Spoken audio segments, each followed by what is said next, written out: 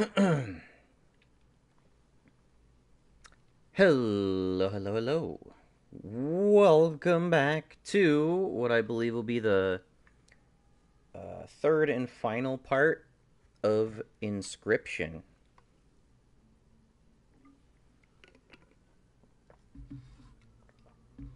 We've just completed or I believe we've just completed the kind of 2D overworld RPG style second third of this game. And I believe we're now in a new setting where PO3 is serving as the villain in kind of a restyling of the roguelike format of the first third of the game, which is all very strange to me. You set up the game with one villain, then at the halfway point of the game, you establish actually, no, he's just one of four characters of equal power and influence and dubious leanings. And then the last third of the game is a completely different one of the four, uh, chosen to be the antagonist for no adequately explored reason at all. So I'm not exactly sure what to make of that. But if it is more like the roguelike of the beginning of the game, except it's just revamped. And I guess in this case with sci-fi elements instead of like kind of Lovecraftian occult like wildlife animal.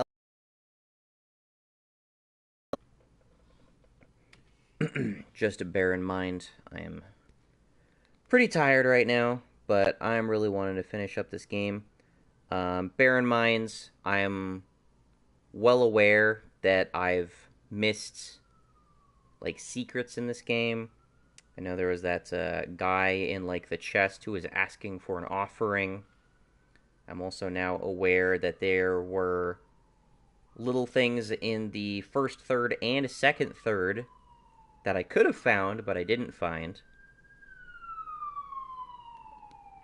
that either set up for future unlocks later on in the game or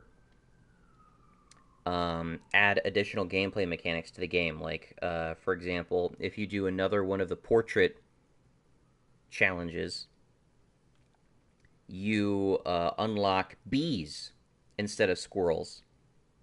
So your main monster resource in the Leshy section can actually attack, and they have flying, and they actually have synergy with insect tribal cards, which is great. That's really, really fucking good. Um, Stuff like that encourages replayability, but again, my biggest misgiving about this game so far is just that it's more concerned with telling the story, and at the same time, I don't think it's doing a very good job of telling the story. It wants to have some stupid IRL about some guy, some gamer who found the game in the woods someplace. Like it's like this is some playable version of whatever that uh, PS1 copy pasta creepy pasta game is. The one that's, I don't know what's his name. Doing a terrible job describing it. Either way, um, name's gonna come to me later, I'm sure. Either way, um, as well as the last part, going forward from here, this is completely blind. The only thing that I've had spoiled for myself, and it's something you could probably predict as well, is that the death cards that I created in Act 1 are at some point going to be used against me. This is not too surprising. We already saw Leshy summoning death cards against us, so that's not so strange. It just wasn't the death cards we made. So that's something to consider. Anyway, I'm hopeful that this is actually really fun, and we're back into kind of the roguelike deep development aspect to the game again, because while deck building is fun, there's only so much you can do with it, and go fucking figure, I completely missed the place where you're able to combine 2 cards in Act 2. Apparently that was a thing, and I had no idea. Anyway, let's get going. Botopia used to be safe for travelers. Now rogue bots block all the major roads.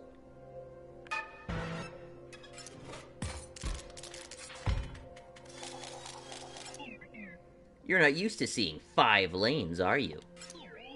Leshy could never pull that off.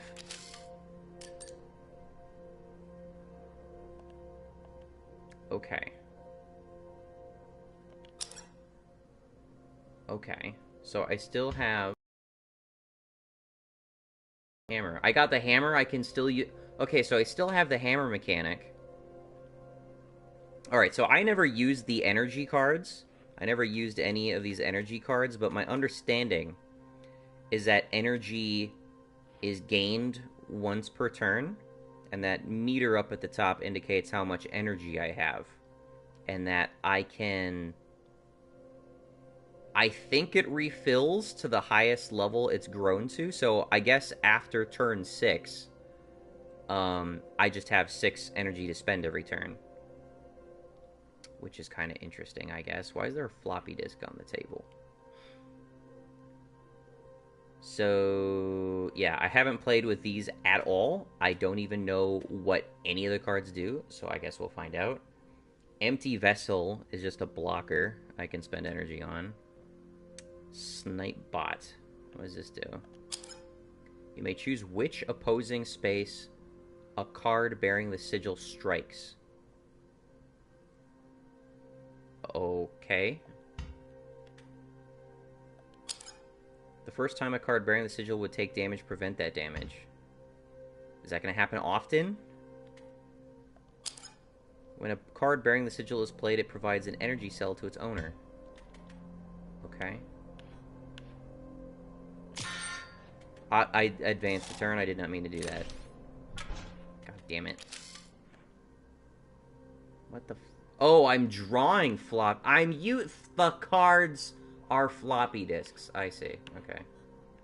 Okay, anyway, this guy moves. He's just a 1-1. 1-1. This guy's gonna suicide? Yeah. Okay.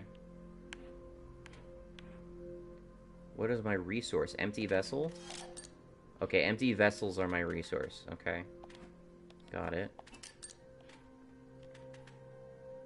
And... play an empty vessel there.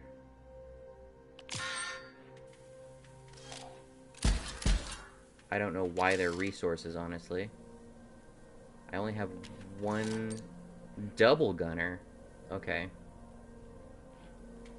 So he'll do split damage.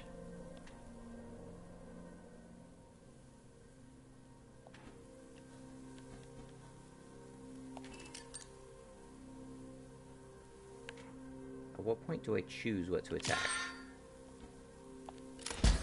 Oh, okay. That's convenient.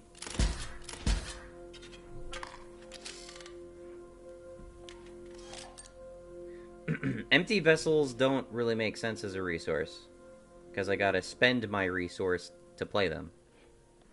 I guess I just always have a blocker. There must be some other purpose to these guys.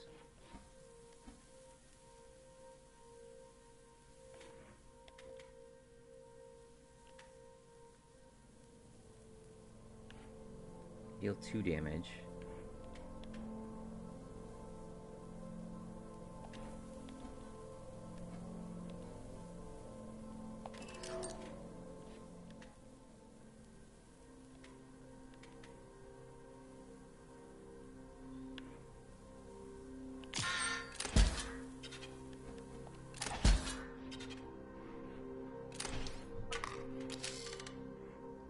Okay.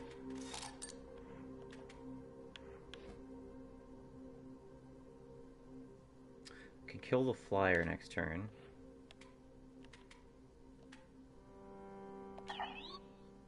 I don't have the energy. I got 5. Oh, it cost 6. I thought he cost 5. Whoops.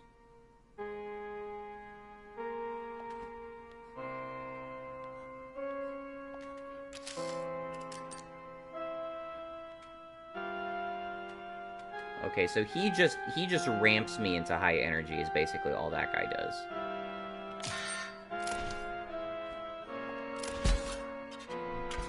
Weird choice of music.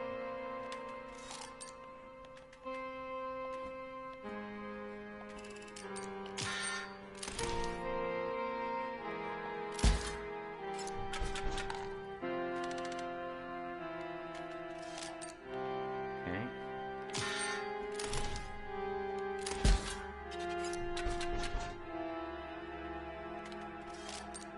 Is that not a win? Oh, it only shows 4 on each side. I gotta go off the meter. Okay.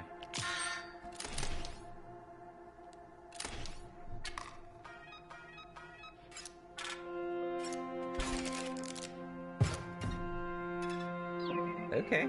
The best defense? Other bots. You can carry a spark that can, reactivate old bots.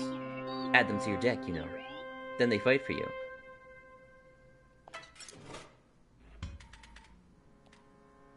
Shield bot. Explode bot. Insectodrome. Okay. Explode bot seems like it would be really good, but it's also going to severely threaten the other cards that I have next to it. And I worry about that. This is just... When does this get destroyed? Would take damage. Okay. Oh, 10 damage. Okay, shield bot can counter explode bot. I'm wondering how much I should be worried about 3 energy. It's not exactly 2... Like, if I'm comparing this to blood... Energy... Sort of. Except you could technically get out a 2-blood monster by turn 2. Which you couldn't exactly do with this, so, I don't know.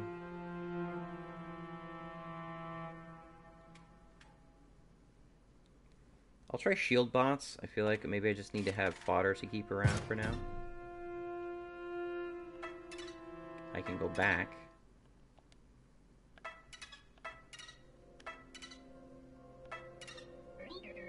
You'll need more than a few reactivated bots. That is, if you truly wish to enact the Great Transcendence. Botopia has some of the most OP items just lying around. That will recharge your energy 1 turn. Pretty good. Recharge my energy. Replenishes energy back up to the current maximum. Oh, okay. Seems useful. If you're smart, you'll use your items liberally. I'm just not gonna do really voices for this guy unless he actually puts on an affectation. You'll replenish them at a waypoint, obviously. Okay.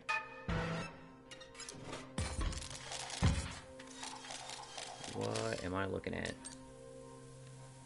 Broken bot.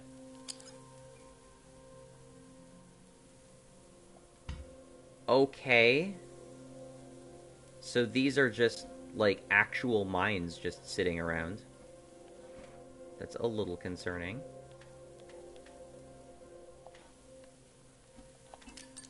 Okay.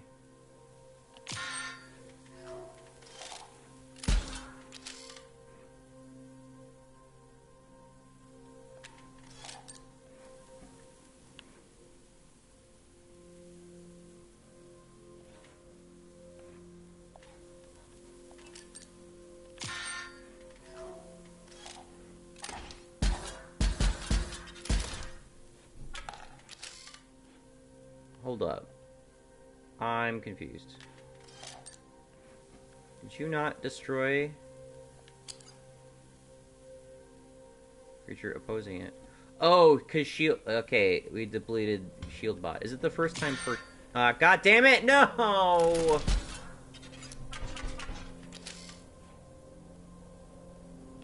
That's not what I meant to do.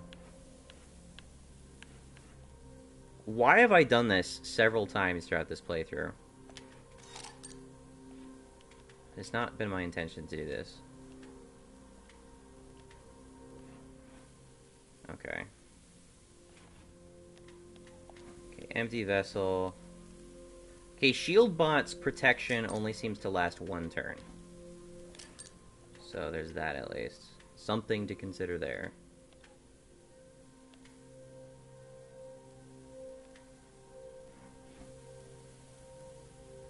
I'm fucking dead. Like, there's nothing I can do about this. He didn't establish I have any lives. In fairness.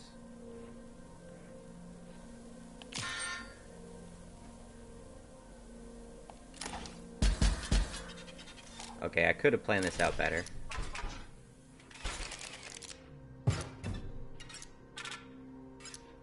Did I lose my gold? Boom, all your money is gone. Great work. You want it back? Then get back to this spot without dying again. Ah, damn it. You gonna introduce Dark Souls mechanics on me? Are you fucking bullshitting me right now? Back to the last waypoint you reached. Just skip back to where you were, right? Not so easy. All the rogue bots in that area just respawned. Is the layout the same?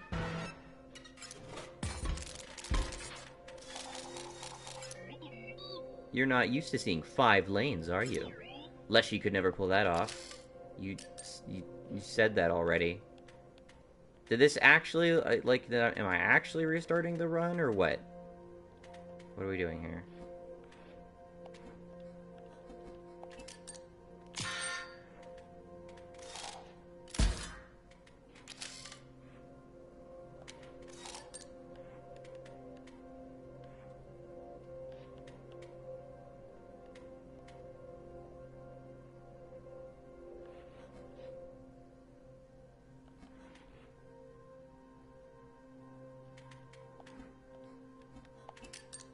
Still not sure what empty vessels are supposed to be doing for me.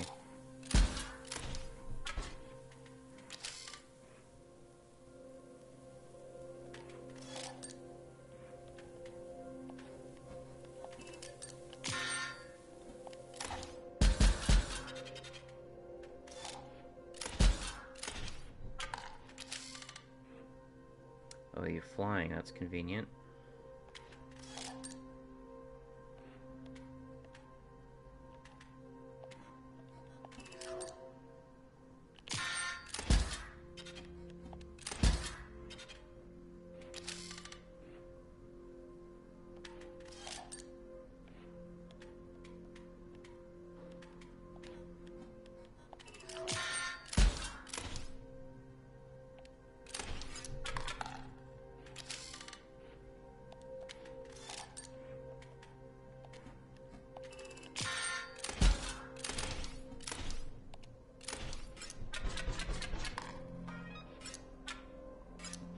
Okay. The layout is exactly the same. I'm not a fan of that. Not very roguelike of you, game. Okay, we're back at this fight.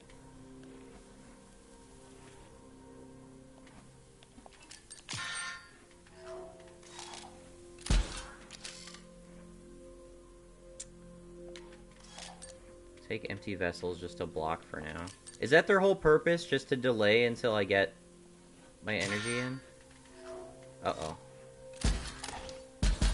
There goes that.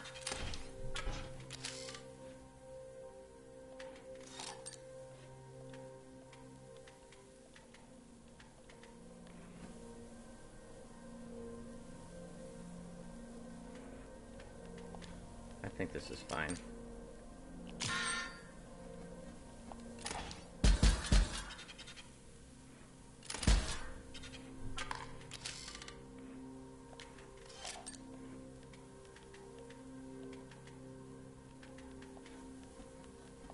Block this.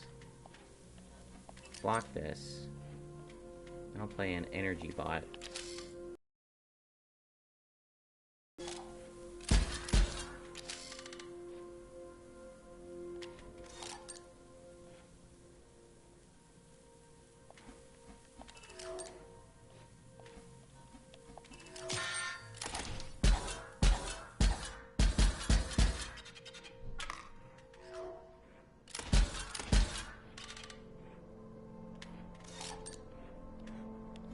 There we go. Get fucked.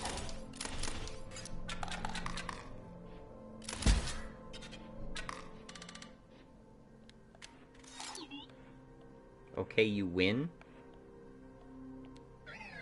I can see. Let's move on.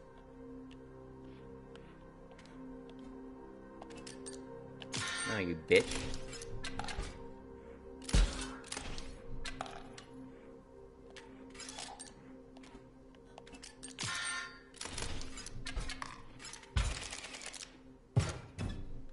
Okay.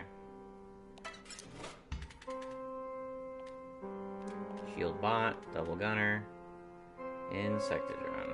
Okay, I guess we'll go with Sectordrone. The real best way to fight back those rogue bots? Modify yours. Give them OP abilities.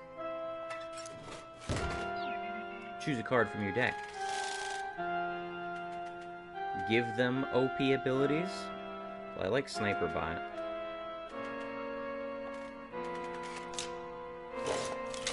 Let's see.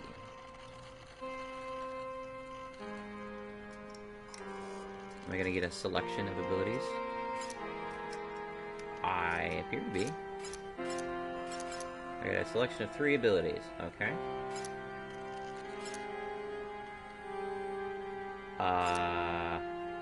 They don't seem great. This will let him shoot 2 times, I'm guessing?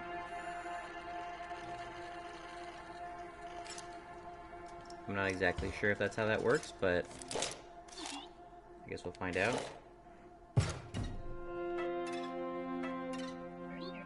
You're almost at the waypoint. Don't choke now.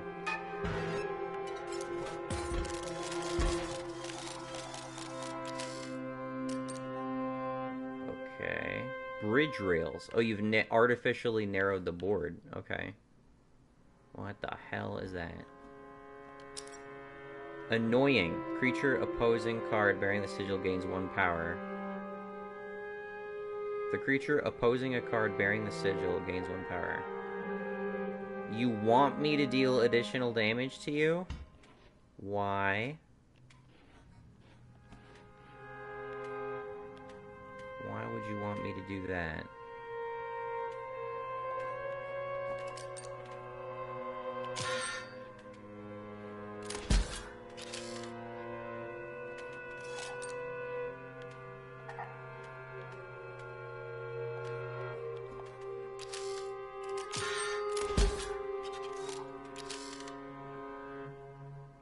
Okay.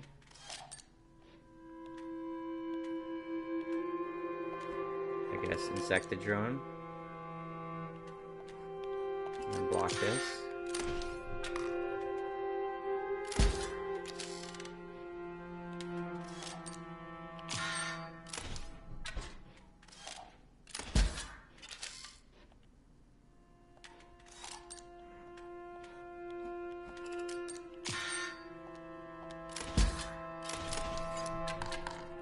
Well, he does get another shot.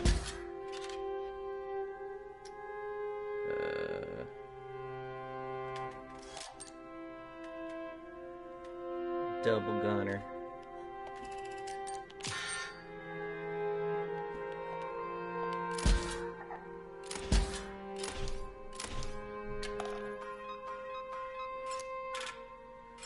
Okay.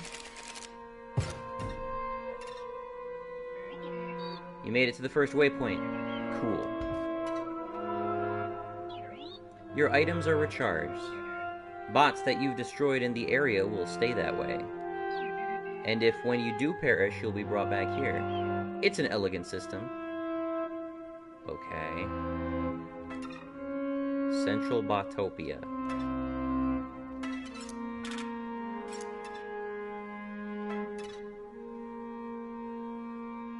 Now I have some choices. What's this way? Glorious commerce. Your robo-bucks are accepted here.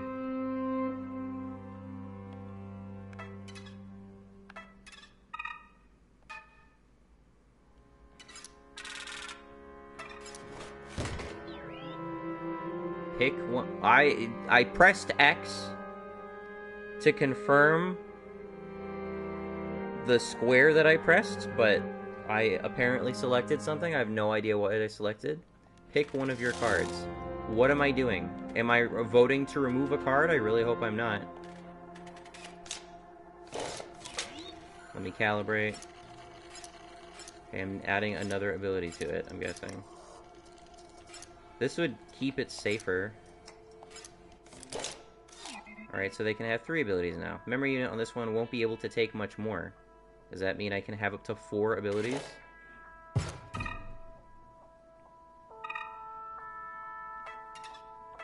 Oh, I gotta memorize what these are. Okay, so triangle is add a new card. X is add an ability to a card. I don't know what square and circle are. I don't recognize those. Eastern Botopia. Not much of value out this way. But you still gotta explore here. You know, for the great transcendence.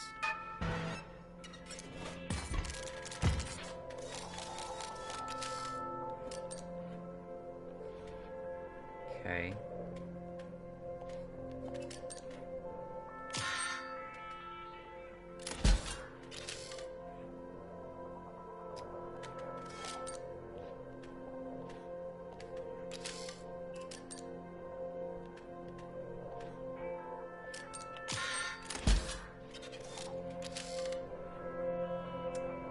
I'm not sure that I'm understanding the point of the energy vessels.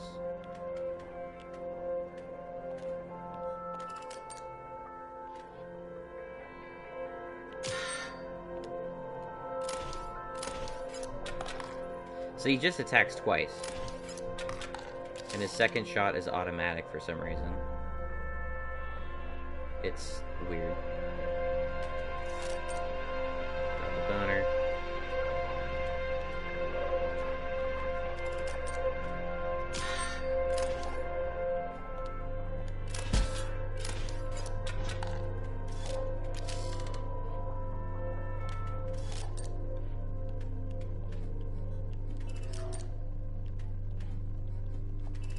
Somehow the stakes don't seem quite so high in this.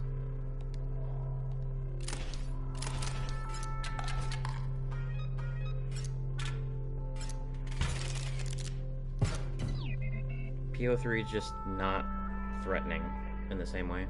Are you wondering about that star? You've been winning a lot. Now you got a bounty on your head. It's sure to attract bounty hunters. It resets when you die, though.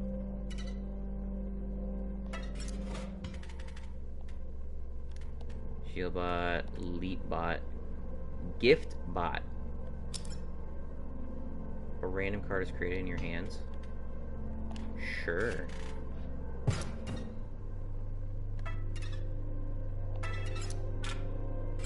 Just found some money, okay.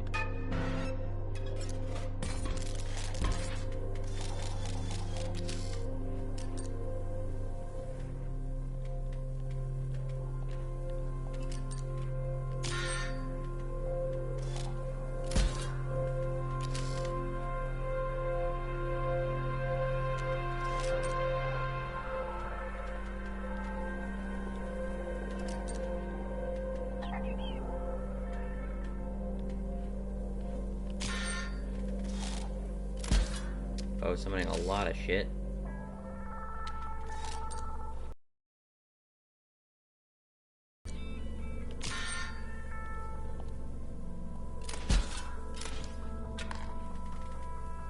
Okay. What does... Hold up. What does this guy do?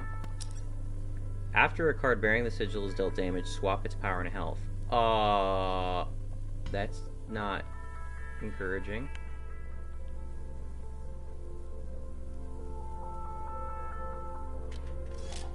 Guess I want to chump block you guys.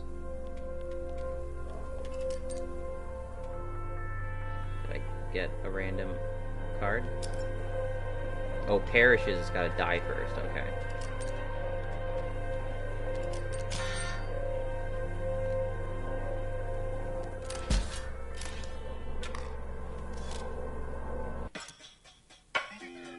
The name's Clank Wilkin, and I'll be taking that scalp of yours. Nothing personal, kid. Okay, I'm taking that to mean that is a bounty hunter.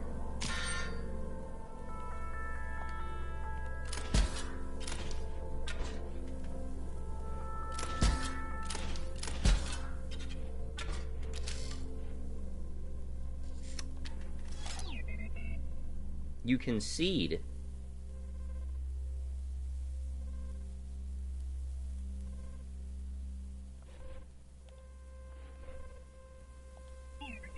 Happy. I'll take your concession.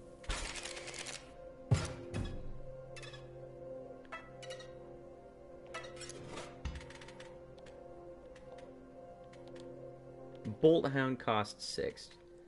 Amoebot.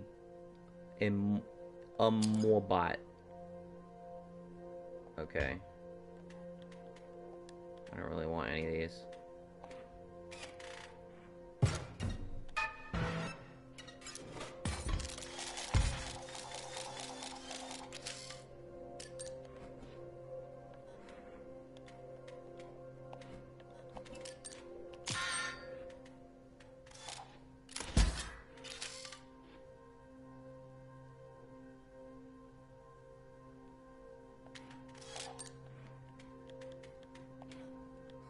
I'm not sure what to make of this so far.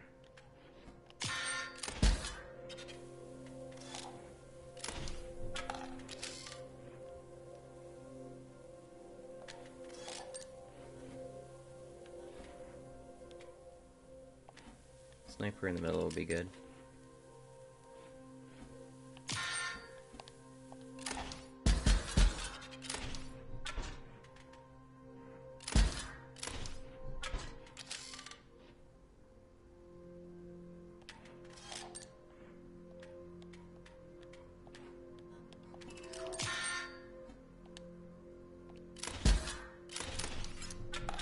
The sniper doesn't have any logic to how it shoots the second time. I don't understand it myself. At least it's confusing because the enemy is not present.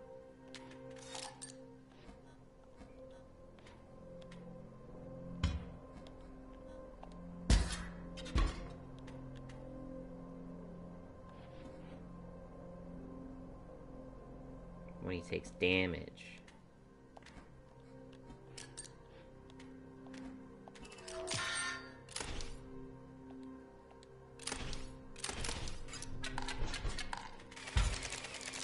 Okay. Alright. Made some progress. Uh-oh. Lame. The power is dead on this old thing. I'll let you get up if you go get a new battery. Oh. You're allowed in the inspection room only. Just get me the battery from the inspectometer and come back. Okay, I guess I do get to get up.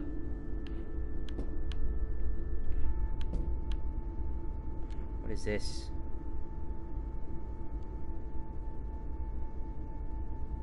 It's got annoy, and it looks like it's got aim. Okay. Ugh, how annoying. The other scribe's junk sometimes glitches in here.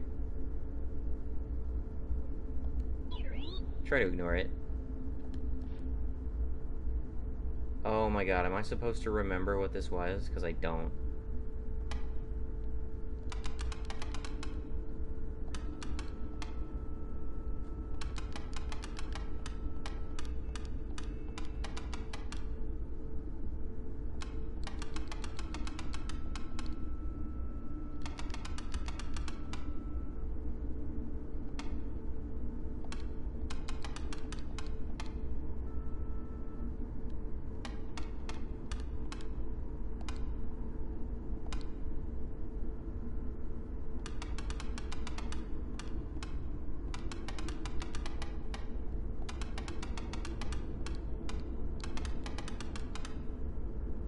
I don't remember if it's supposed to be something specific or if it's changed. Okay, where am I? Oh, it just appeared next to me. Okay. Print progress. Okay.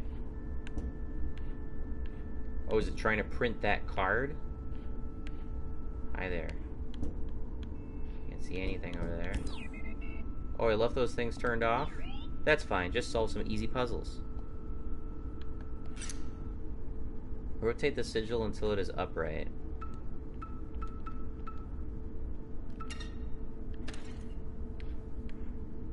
Whoops, excuse me.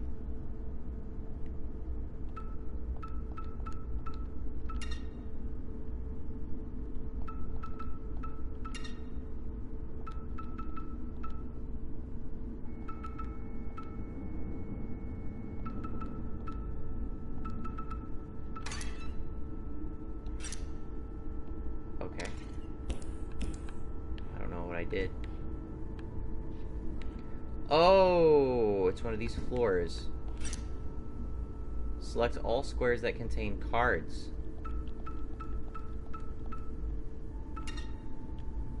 Squares that contain cards. Eh?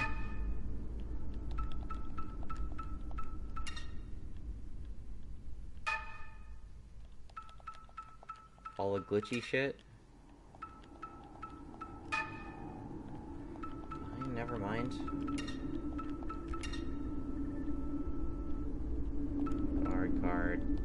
Card. Okay. Hi, camera.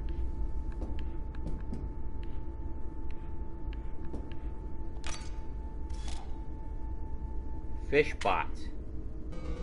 Found me. Good. Robot fish, hide me. Revenge for last time. Bad fish.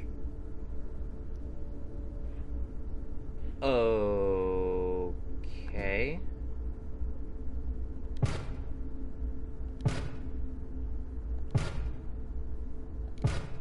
I don't know what I'm doing.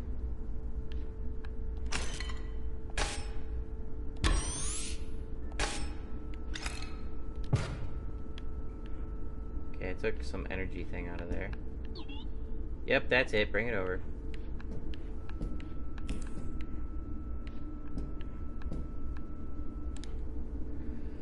Okay, one of these. I can't move that.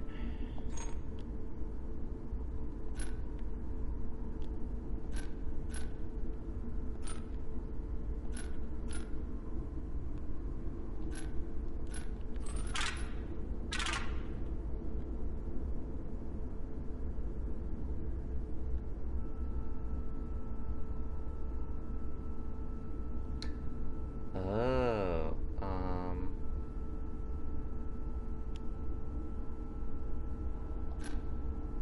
killing this would kill this, and then the fork could swing through. No? Why not?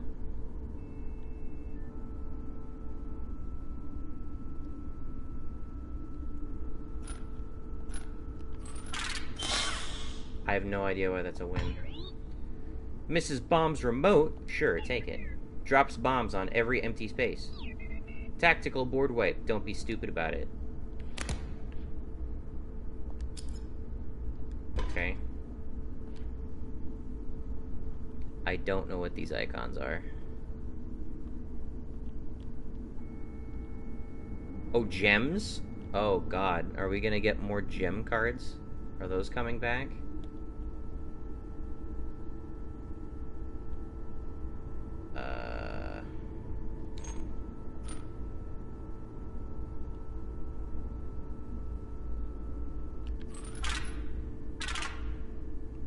I'm not even sure how damage is going through.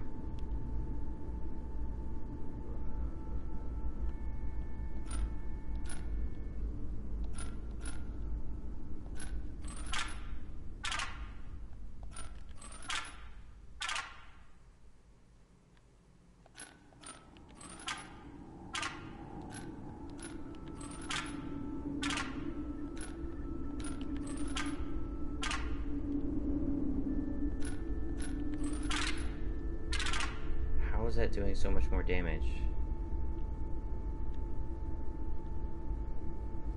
Is this buffing my other gem cards?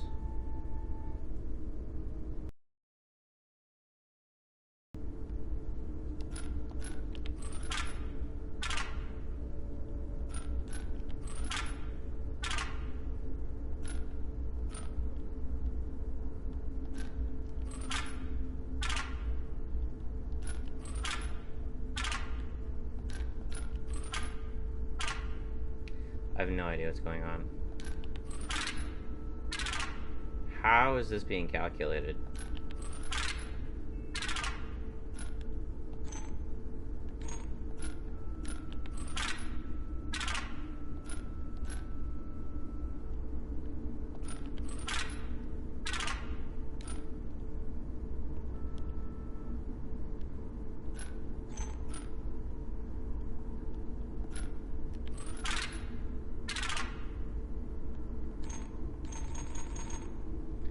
Don't know what's going on.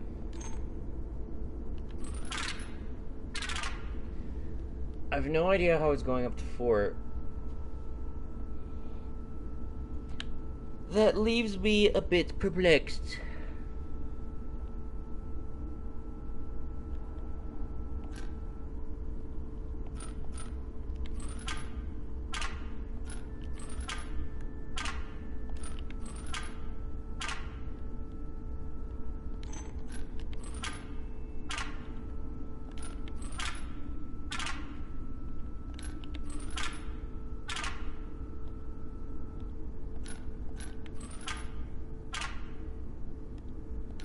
No idea what's going on. I don't know how I'm getting through 4 damage with this, because I don't know what these abilities are doing.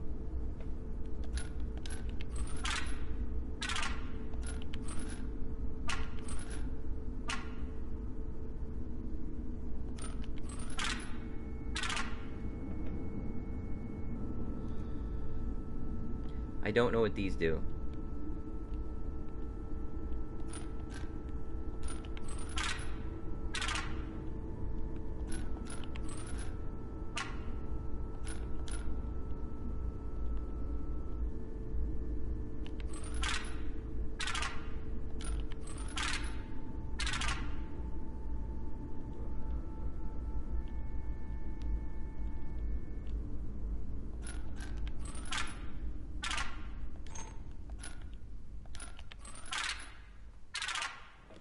I'm gathering that this is gaining buffs relative to other cards, but I don't know how or why.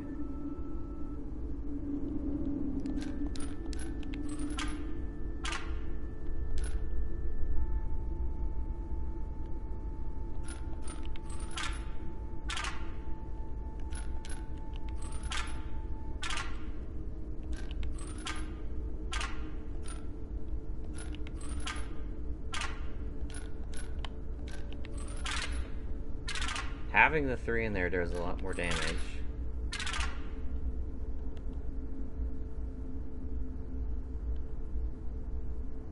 Wait a second, it's got arrows pointing next to them and down.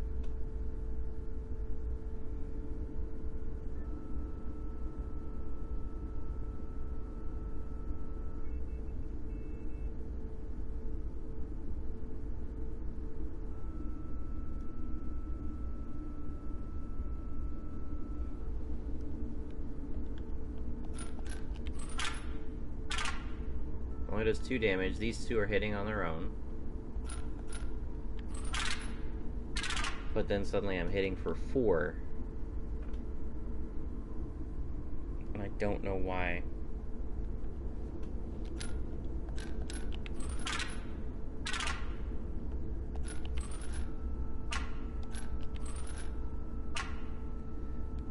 Somehow moving this card is catastrophic to the entire strategy.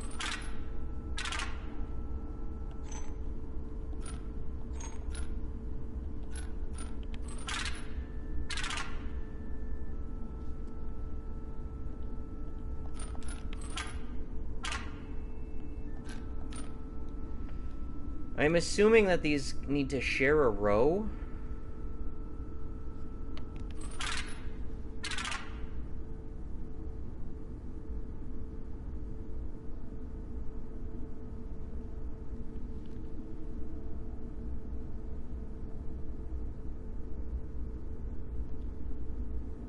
Does it gain 1 for every gem card it shares a column and row with? That's 3. But that's not substantiated by this.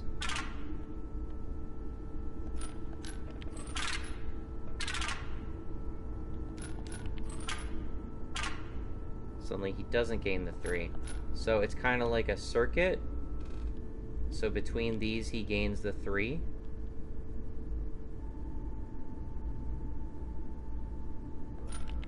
Can't get anything from the 5 because there's nothing on the opposite side of the 5.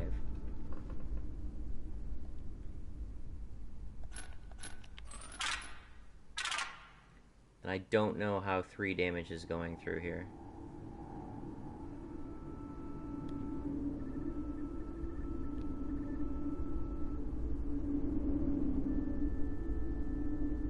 I believe this increases the attack power of gems.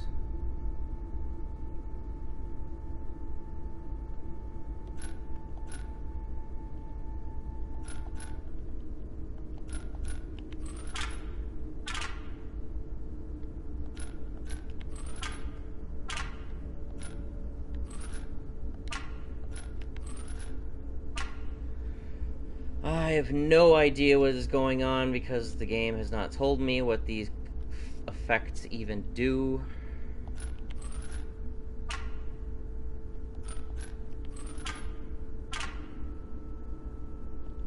It's on its own.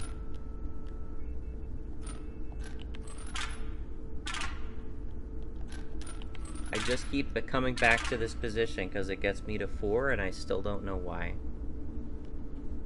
It seems like it's getting the extra 3 damage from this piece. But I don't know what about this piece it cares about so much. If I move this away, it suddenly only does 1 damage. So that's why it leads me to believe there's some sort of circuit mechanic in play. But then, I'm stuck questioning what I'm supposed to do next.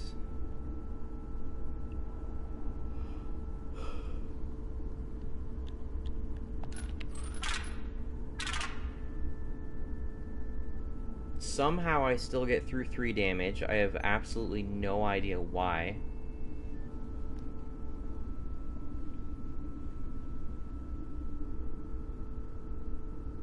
Does this just like naturally have piercing? Like it can attack through this and deal the difference? I don't know.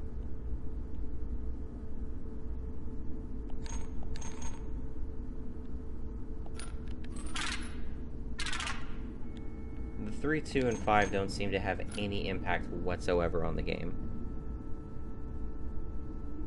I don't know why there are X's in the top and bottom rows.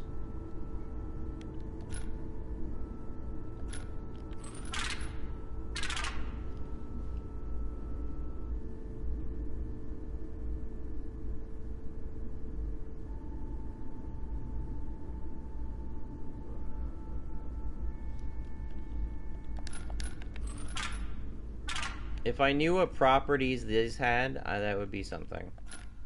And I know there's a rule book in the room. This is fucking stupid. God damn it. There's a rule book right there, actually.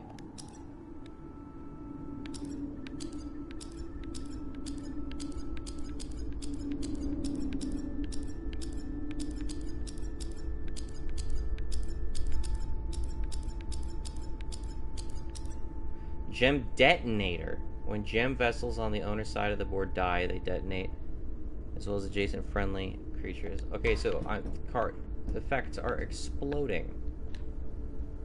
So these cards are exploding, dealing 10 damage.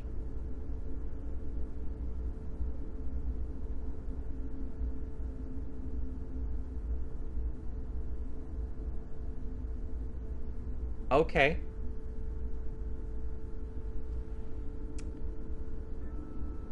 Okay. So this attacks this. It dies. No damage. This attacks this. It explodes. No damage. I swing for 1. This resolves. No damage. But it comes out as 4, and that makes absolutely no sense at all.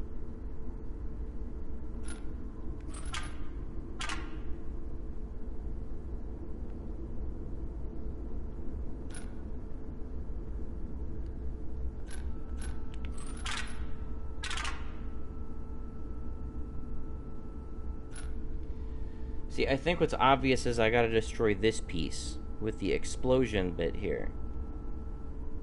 But I don't know how I'm supposed to be doing this. This can kill this. This'll destroy this. This'll destroy that. And I swing for 5, right? But that's not what's happening. Why? What is your fucking problem?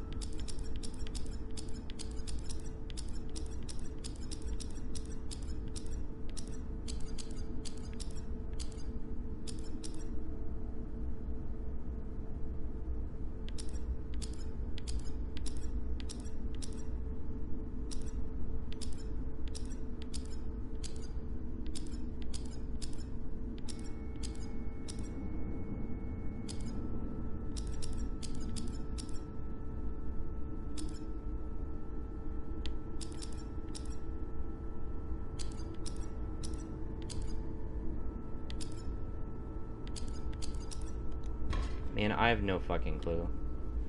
Can't even find these goddamn pieces here.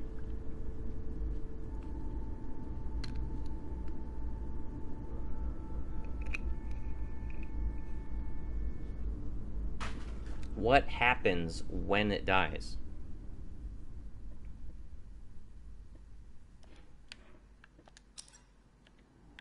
I hate that I can't sort this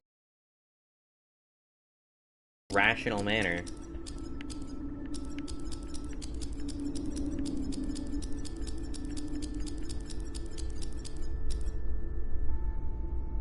Provides an orange gem. While a card bearing the sigil is on the board, provides an orange gem to this matter. It doesn't matter.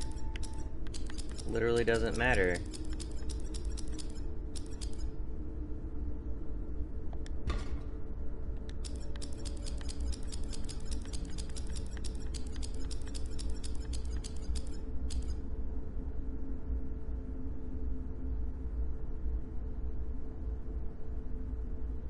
When gem vessels on the owner's side of the board die, they detonate, as well as adjacent friendly creatures. Oh, so this doesn't detonate, gems detonate.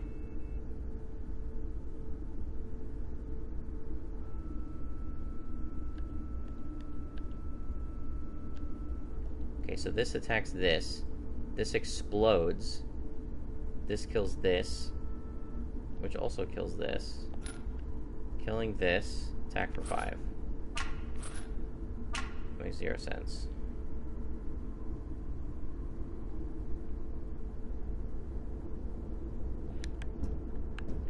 I don't understand. I hate cycling through this. I have to use the fucking control stick for some stupid reason. I can't use a goddamn D-pad. And it always resets at the same spot. Gem vessels on the owner's side of the board die. They detonate. The creature opposing them as well as adjacent friendly creatures are dealt 10 damage. Okay, so this needs to be here. This needs to be here.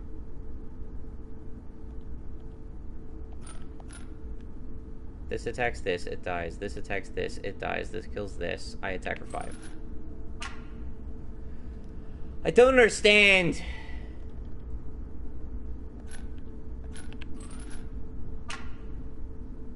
I deal 1 damage to the gem. It's destroyed. Per its effect, this blows up. This blows up. This blows up. I attack for 5 unblocked. Why is this not the case? I have no fucking clue what the fuck is going on. Gem vessels on the owner's side of the field explode. They kill adjacent spaces. With hit adjacent spaces for 10 damage.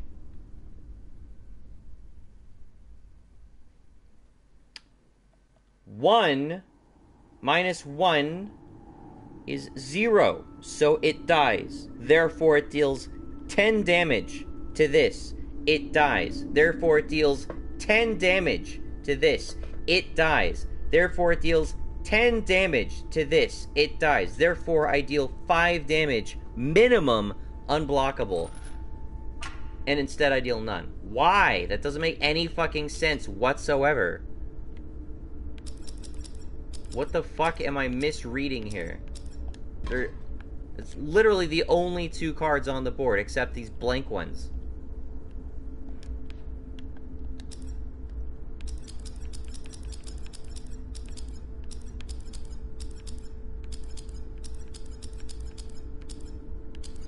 Gem Detonator. When gem vessels on the owner's side of the board die, they detonate. The creature opposing them, as well as adjacent friendly creatures, are dealt 10 damage.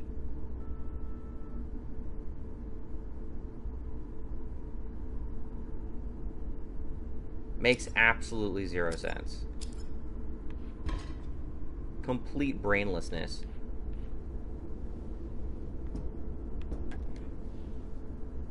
Why is this not solved? We're still attacking left to right. This attacks this. Kills, kills, kills. Deal 5 unblockable. The fuck am I missing?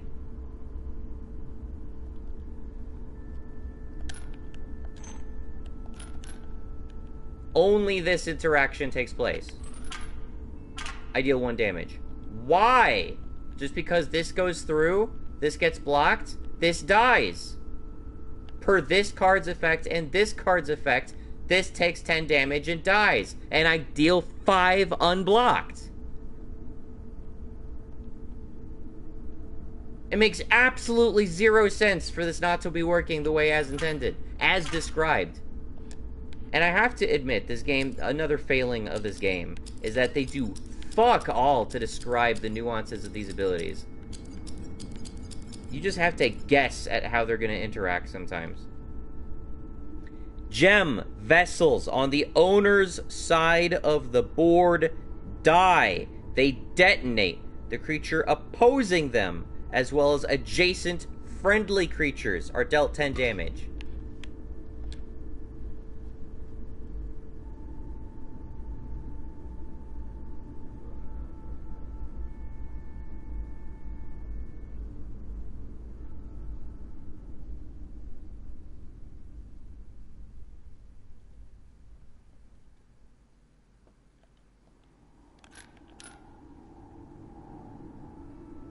This kills this. This takes 10 damage. Whatever's here takes 10 damage. Guess what? It's a gem. Therefore, this takes damage. And this takes damage. Guess what? It's a gem. Therefore, this takes 10 damage. And this takes 10 damage. Guess what? It's a 3/2 blocker. It's gone now. My 5/5 attacks unblocked. And yet, 0 damage. Why?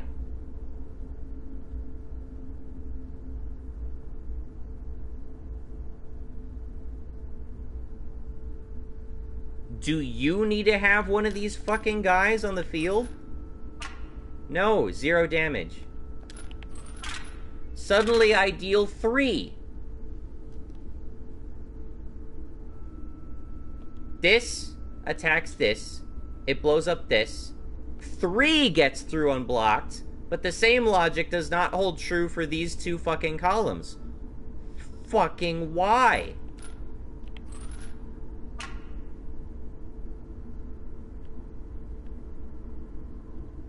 I don't understand at all. Like, does it only proc once? Why would it only proc once?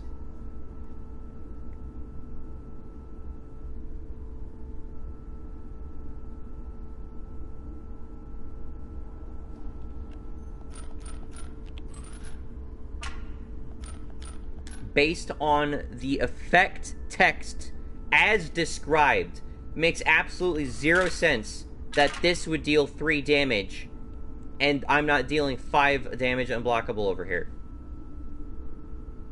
This is such complete nonsensical bullshit. This is literally what it read. Literally what it reads.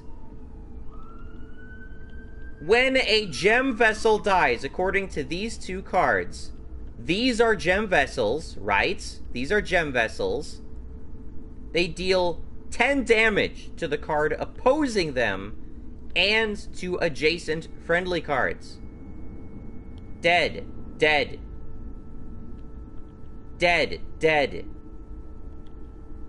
5 damage unblockable.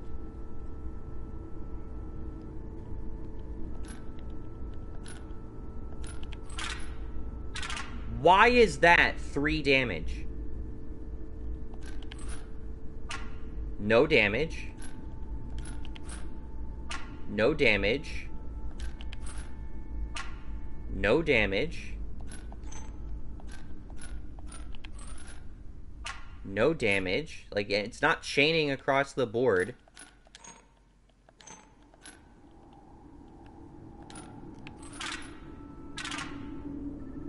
This deals 3. I don't know why.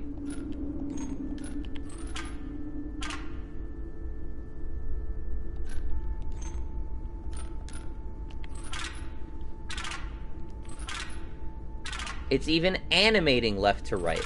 What could I possibly have wrong about this?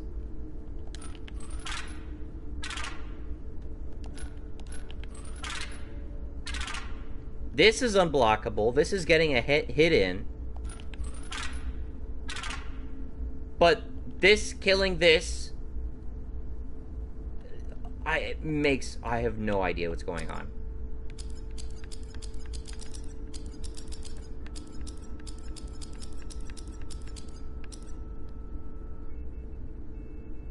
When gem vessels on the owner's side of the board die, they detonate. The creature opposing them, as well as adjacent friendly creatures, are dealt 10 damage.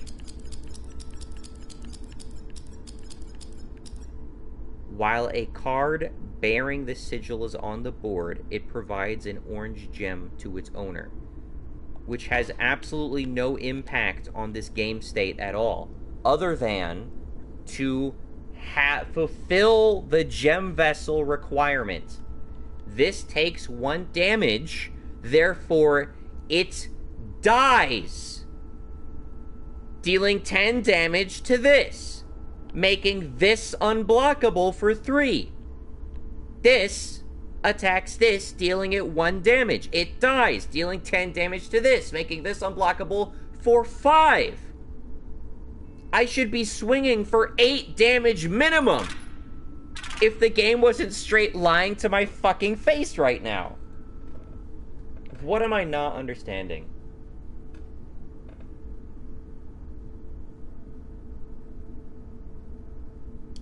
I know I could just play the game long enough to figure out, like, affect this, like, whatever the nuances are of this game mechanic in the actual card game. But this makes absolutely no sense whatsoever. And I really want to just I really want to understand why this doesn't work per the rules laid out by the game themselves. Not like I haven't been, like, trying to brute force these already, because there's only so many combinations, obviously.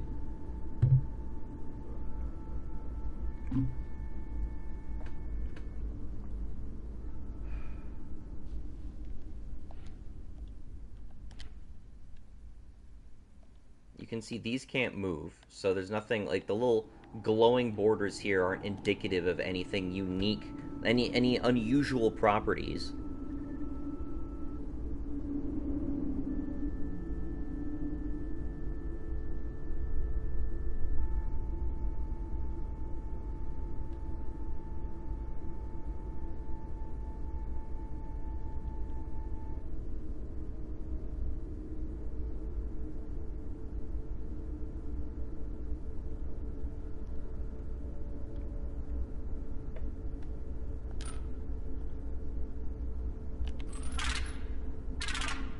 Does 4 damage. This is unblocked. Somehow 3 damage is getting through. As though I'm killing this, it's detonating this, making this free to attack, and this free to attack. But the exact same logic does not apply to this piece. Even though it has 2 health, and it should be taking 10 fucking damage.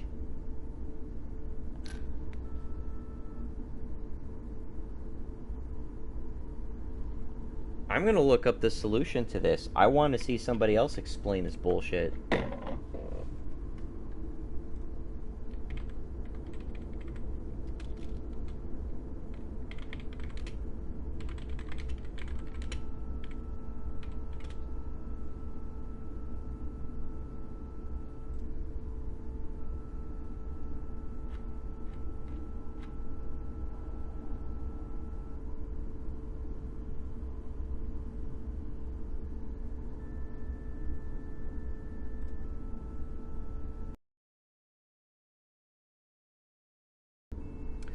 Okay, so supposedly the solution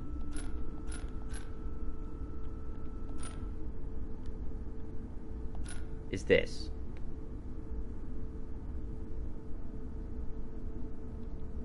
This doesn't attack. I deal no damage here. This hits this, dealing 10 damage to this, and 5 damage goes through. What fucking changed?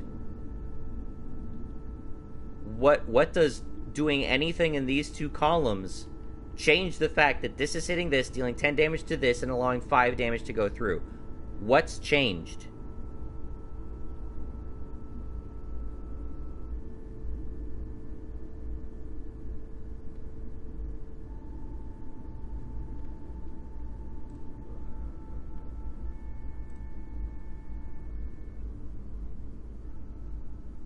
Inscryption puzzle solved.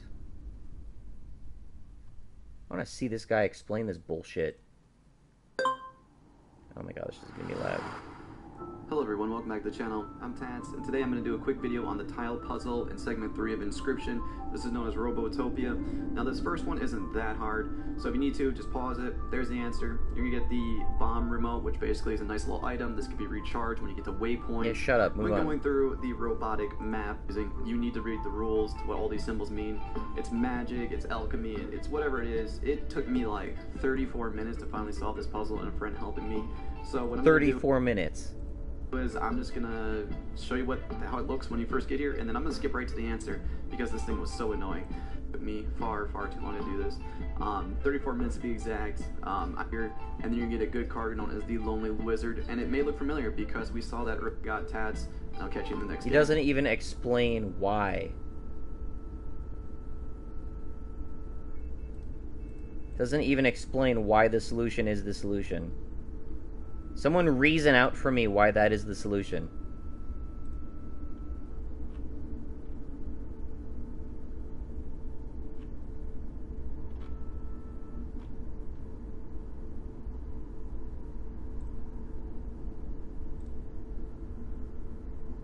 I want to know why this is the solution.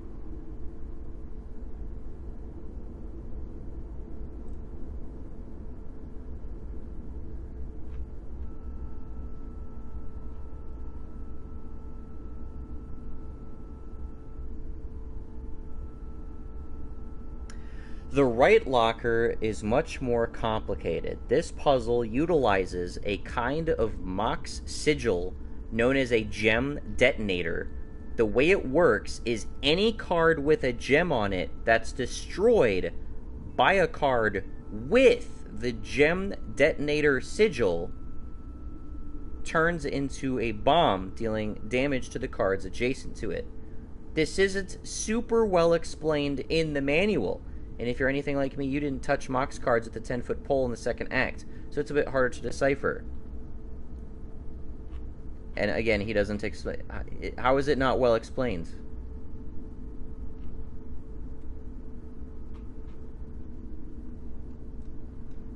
Inscryption, gem detonator.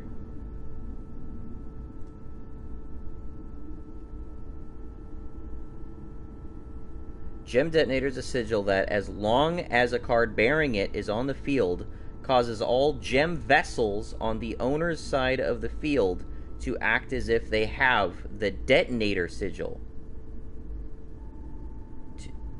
causing 10 damage to adjacent and opposite creatures on death. That's what I thought. That's not changing my understanding of how this works.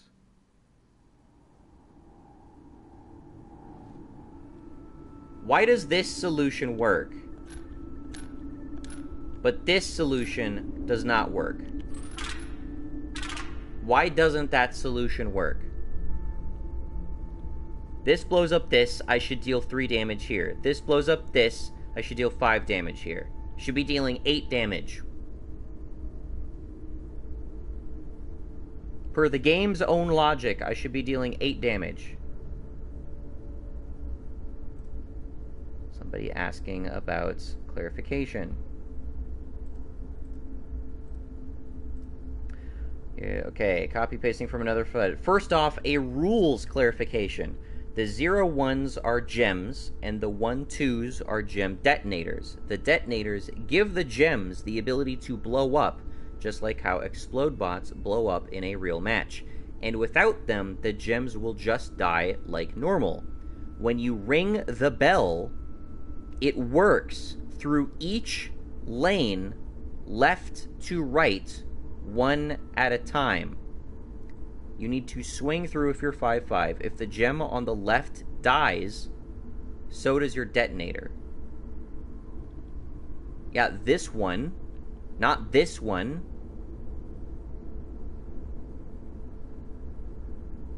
The detonator cannot die before the 3-2. Solution.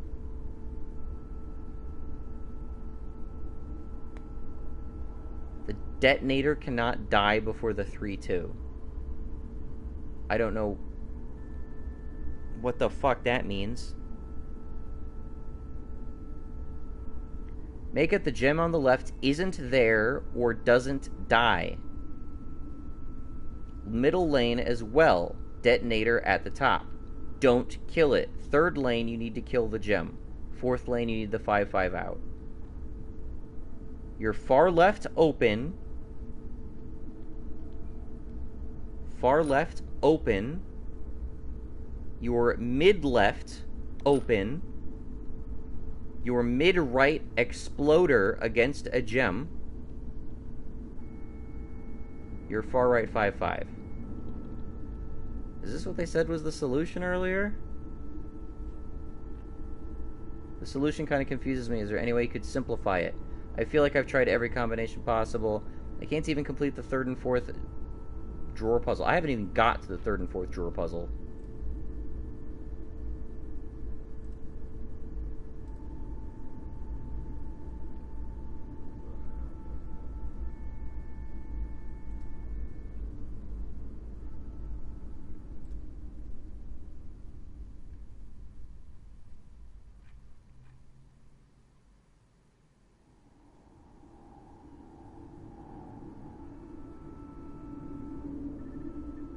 I will continue playing with PO3 because the sigils are shown later on and it makes the puzzle more understandable. You need to swing through with your 5-5. That much is obvious.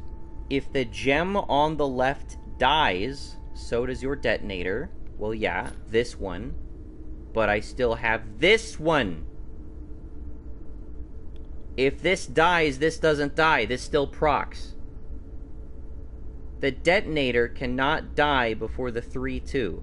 There are 2 detonators. I can have 3 fucking detonators if I want. I could pop this card, it blows up only these spaces, and I still have 2 detonators to proc when this thing fucking dies. This setup right here should deal 6 fucking damage.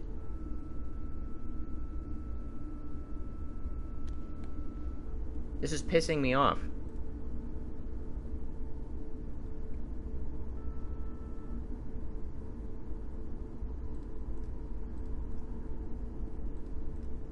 I'm just trying to find anyone who can explain this in a manner that makes any semblance of sense, because it doesn't make any sense to me.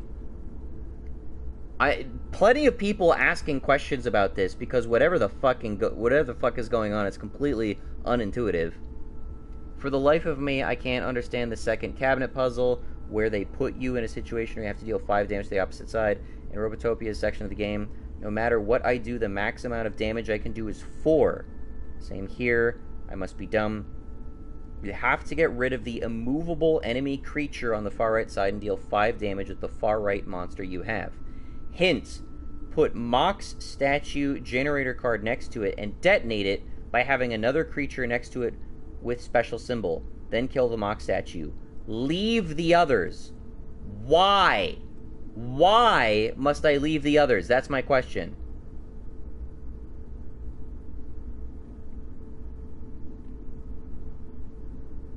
People are just figuring out and sharing what the combination to complete this puzzle is.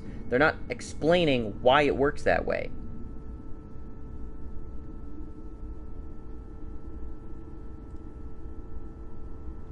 Does anyone know why it works that way?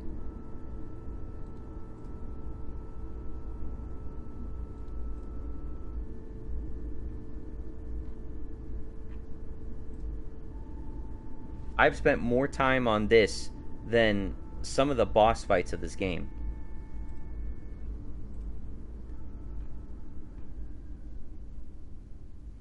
The cards with 0-1 have a symbol which description says orange mocks. While a card bearing this sigil is on the board, it provides an orange gem to its owner. Worthless. Only matters if they have it only matters if they have a gem. And the cards with 1-2 have a symbol which description says gem detonator. When gem vessels on the owner's side of the board die, they detonate. By they, am I supposed to read they as in all of them? Is that what I'm supposed to be interpreting from this? If any gem vessels die, all of them die? Okay, forget it. I did it and understand now. I wasn't familiarized with the term gem vessels from the description. You couldn't figure that shit out. Fucking the Alex Royer on Reddit. Didn't realize that these sigil orange mocks make indeed that card a gem vessel. So the gem detonator makes those cards like bombs. Puzzle solved. It makes no sense.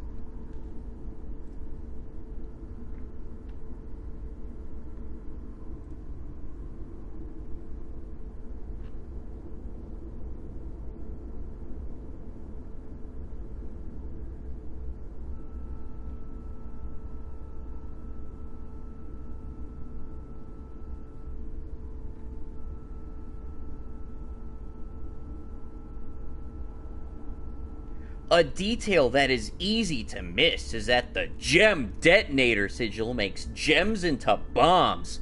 Oh gosh, that completely makes it all cleared up. No, it doesn't. Why can I not proc this? Why is this not a solution? Why does this only deal 1 damage? This should deal 6 damage. This is unblocked. This is unblocked. This gets blocked. Destroy these spaces. This is unblocked. Destroys these spaces. This goes through unblocked. This goes through unblocked. 6 damage. 1 plus 5 is 6. 10 minus... God, motherfucker. 2 minus 10 is dead. This should be dead. Just like this should be dead. Because 1 minus 1 is 0. Is dead. This should die. This should die. This should die. This dies. If I go through with this, these 6 spaces should all become vacant, and this becomes vacant, and only my 5/5 sails through. But this does no damage. Why does anything in these 2 columns affect whether or not this procs? I can understand it if it's like, okay, you know what? No, I take it back. I don't understand it. Because if this procs, then this causes a chain reaction down the left to right on the field.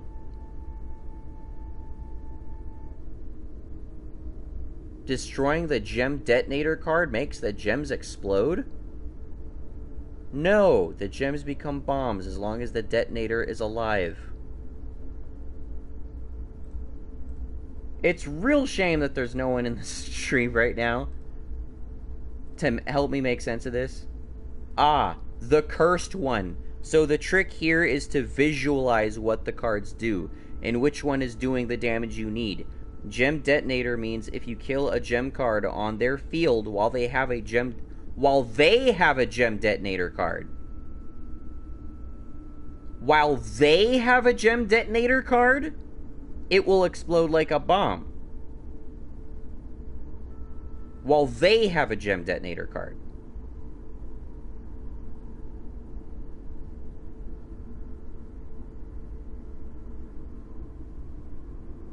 Necro Scourge on Reddit is suggesting that the opponent needs to have a gem detonator card. Why would anyone run gem detonator cards if it's gonna destroy your own fucking gems? What the actual fuck? So, if that's true... Okay, so, if that's true, this combination can't work. Because if I destroy this, it destroys their gem detonator. Therefore... Right. So, if this attacks this, this dies, proccing the gem detonator, destroying this, and destroying the gem detonator. Then this destroys this, destroying this, but because their gem detonator is gone, it is not destroyed. But it doesn't say it has to say... It says owners! It just says owners!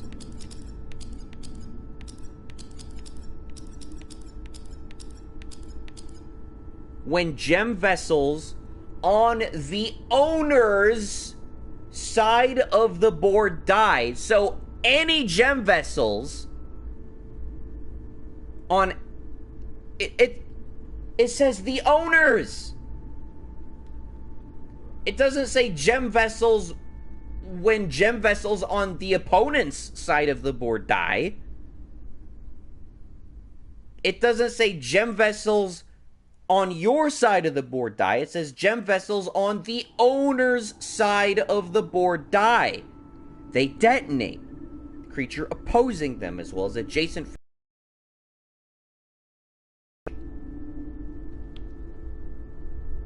The gem vessels on the owner's side of the field. That is not what this is.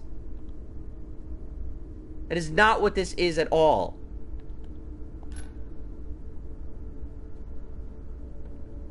So if they need to control a gem detonator, this makes sense. Because this destroys this, proccing their only gem detonator, destroying this. I can't move this up. I can't move this up because it destroys the gem detonator. I can't move this up because it destroys the gem detonator. and this needs to be down here to be adjacent to the 3-2 to kill it. Then this solution makes sense.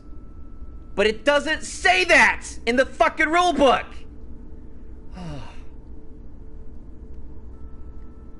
Is it any surprise why I never used, like, the movement cards? The game never says that as soon as they move to, like, as soon as they can't move in one direction, the fucking symbol inverts logic and goes in the opposite direction. It doesn't say if it gets stuck between two cards, it starts reversing back and forth over and over again, going nowhere. You can assume it goes nowhere, but fuck! Gem vessels on the owner's side of the field. I have 3 gem detonators. Therefore, gem vessels on the owner's side of the field. Owners as in the owner of the gem vessels, right? They don't say your side of the field. If they meant your side of the field, they should have said your side of the fucking field. Oh my fucking god. It's the dumbest shit in the world.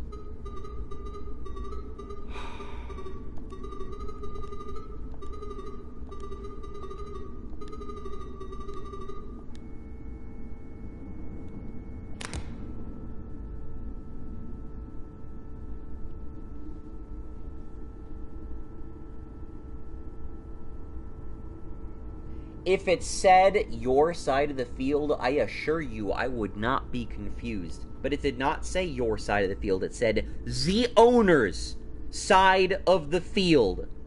After specifically referring to gem vessels. Therefore, the effect must obviously apply to the owners of gem vessels. It doesn't say the owner of this card. It doesn't say your gem vessels. It says the owner of gem vessels.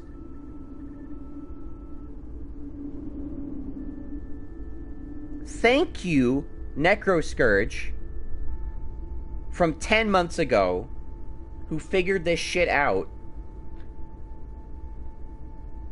Holy fucking hell. You get an upvote from me. Being the only person who figured this bullshit out. Everybody else is like, oh, I found the fucking solution. Here it is. Oh, the instructions are a little confusing, but here's the solution. Oh, thanks, guys. That was really helpful. No, they just wrote the fucking rules in a stupid fuck-off manner. They wrote the rules in a less comprehensible version than Yu-Gi-Oh cards write their rules. Holy fuck. Oh my god. Let's have some fun again. Oh my god, I hated that. That was the most infuriating part of this entire game so far. That one stupid fuck-off puzzle. Because it couldn't be bothered to write the fucking rules in any comprehensible version.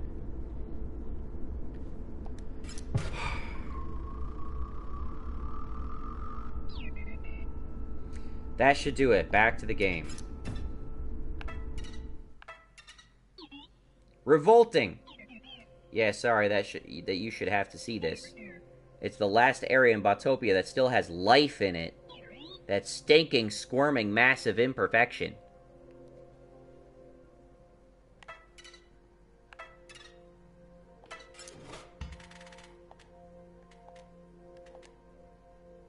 Grizz. So this will level up, but it takes 6.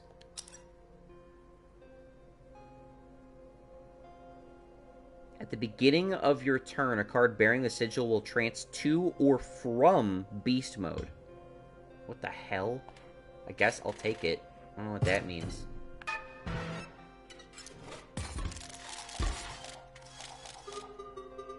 Simulation. Stimulation.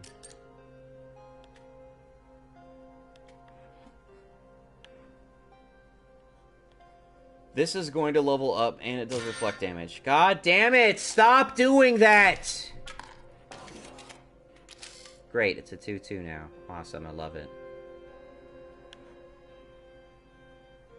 It's gonna continue leveling up, are you kidding me?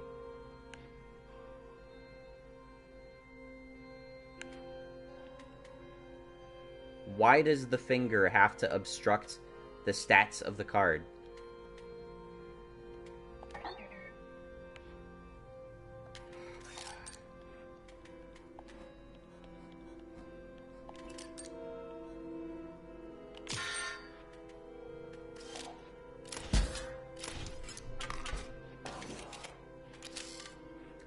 Oh, it's gonna switch between those modes. Okay. Well, I already lost. Can I forfeit?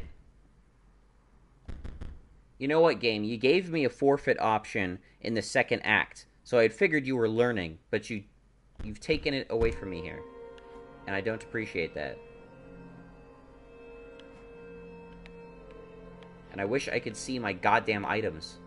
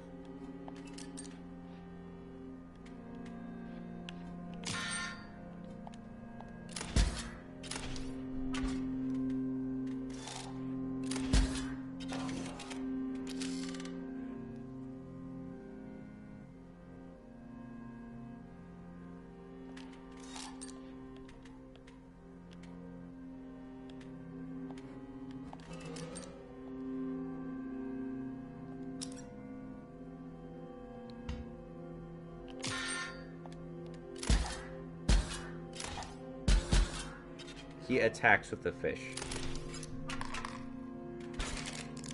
Shit.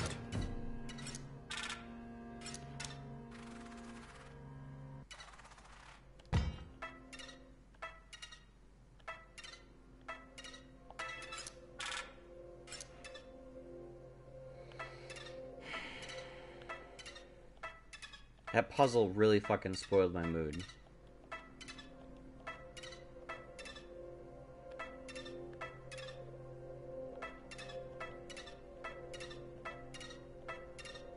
I also don't like that. I feel like I've just been dropped into a shittier version of Act 1. Like, now you've just given me some crummy map to walk around and find shit in.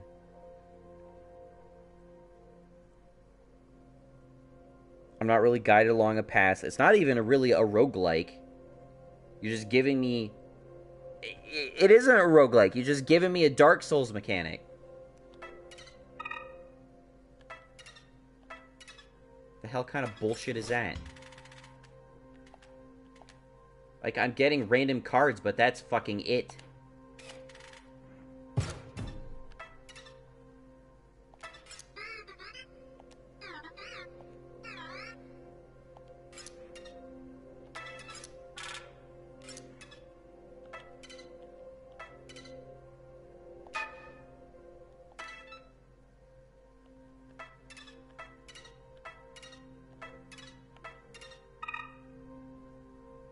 Okay, I just got what that second icon is. I don't know what it's for.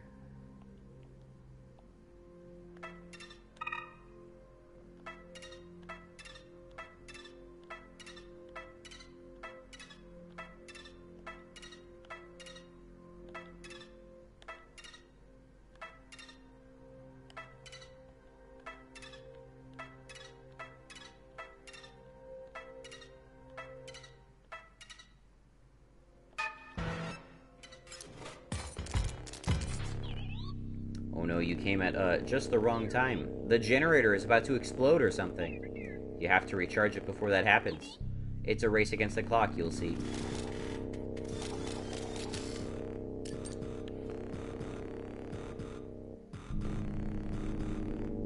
Annoy FM.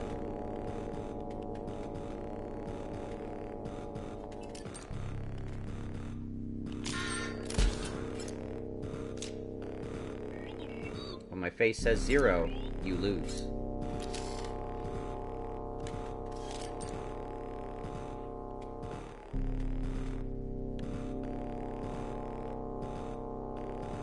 Okay.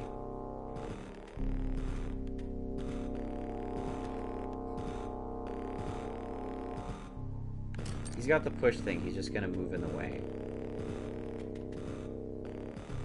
And I'm not gonna beat you with vessels.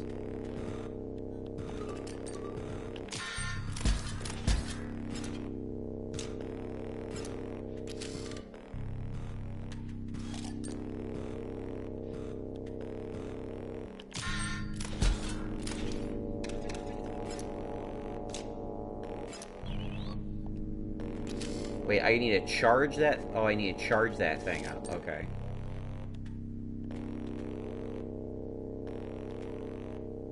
Well, that's a bit troublesome.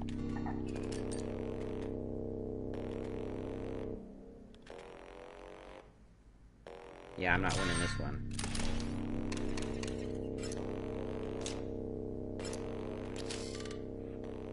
I thought I needed to destroy those things.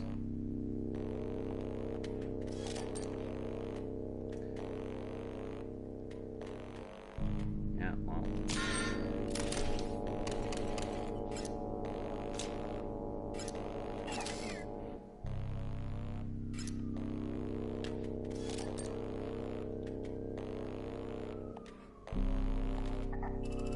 You can't do shit this turn. Was I 1 point away?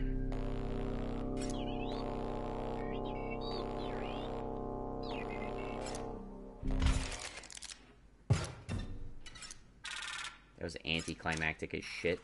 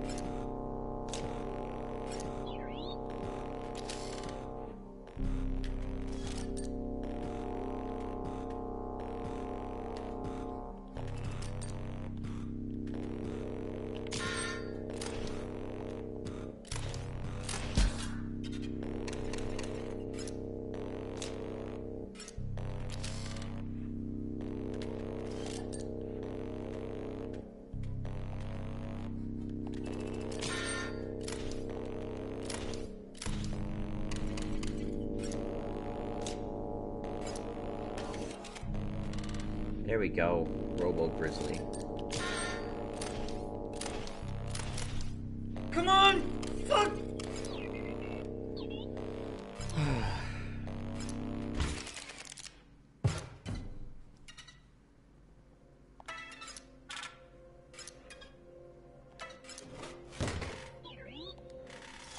Now I get to upgrade something. I like the gift bots. They're cheap, and they can give me more cards.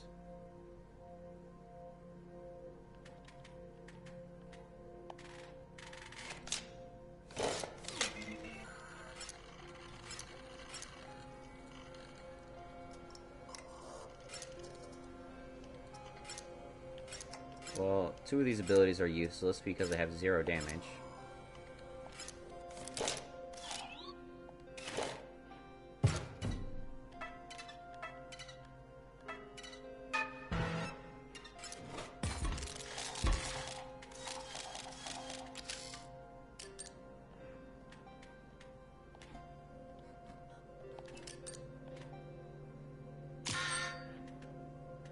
Cool.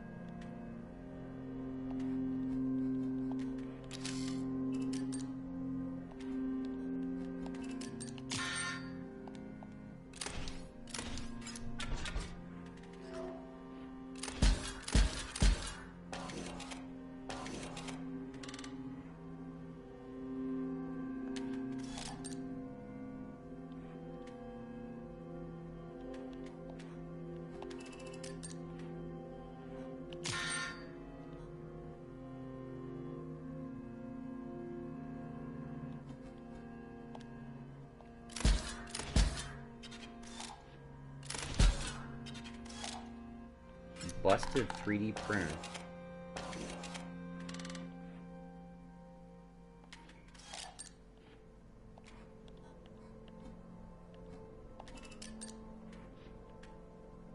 What is this? Once a card bearing the sigil is struck, draw a card from your empty vessel pile. Oh, okay. That's helpful.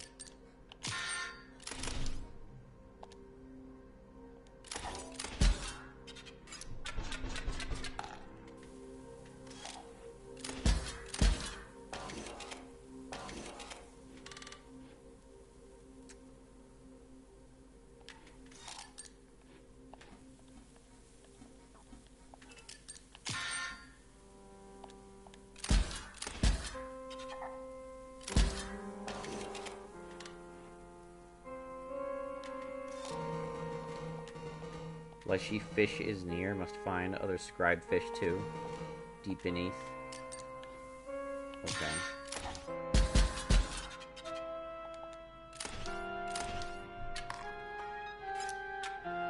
Okay.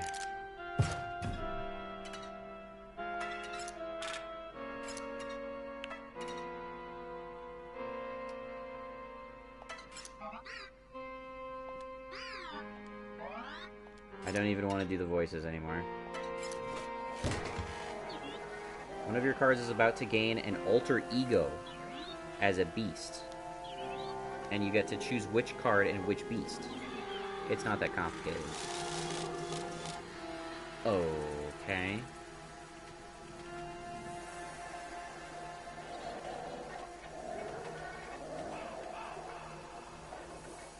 shield bot.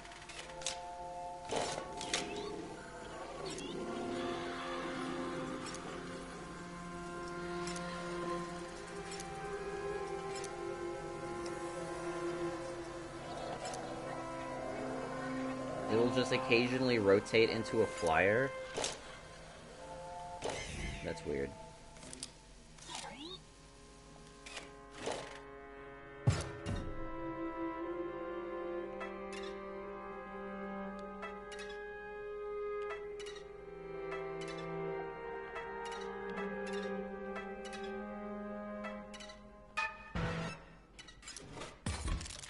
Man, I don't like this as much as I don't like this as much as Act 1 or Act 2. I'm disappointed. I was... You know, obviously I'm pretty put down because of that stupid puzzle. But at the same time, like, just exploring through this area, I'm not liking this. As much as other stuff that I've done.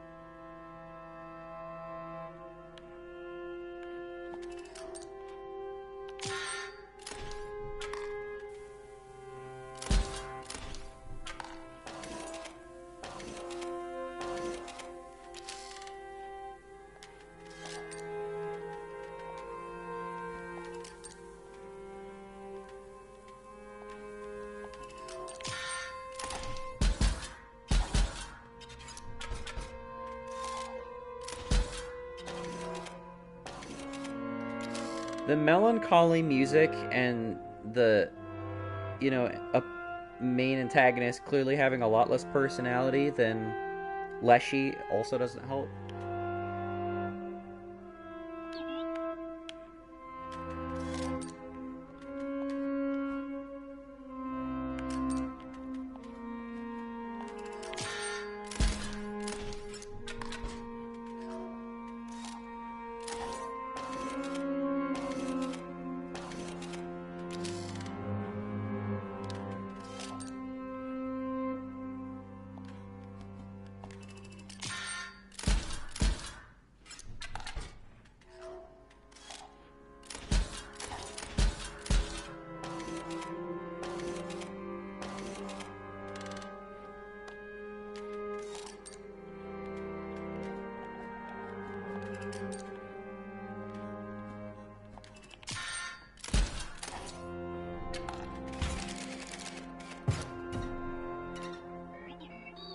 Guy who used to live here was totally sloppy.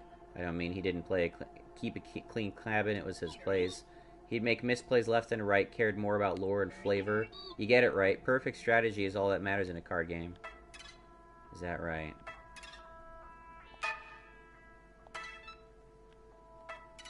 I guess these are pelts? I guess I must be able to use them for something.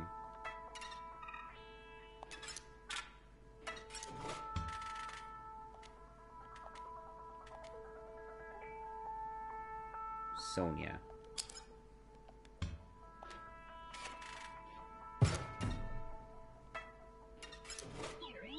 I'm not the trader or anything, but there's going to be a little give and take here. You'll have to trade one of your cards for one of these.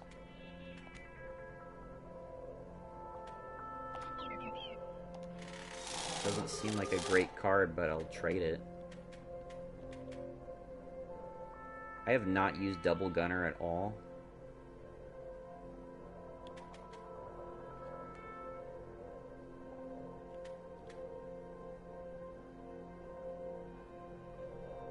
Accelerating my energy gain has not really been terribly useful, especially when it can't deal any damage.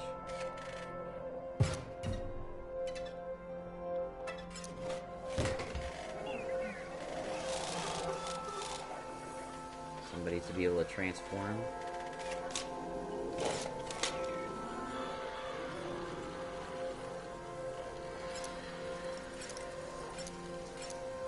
are the same options.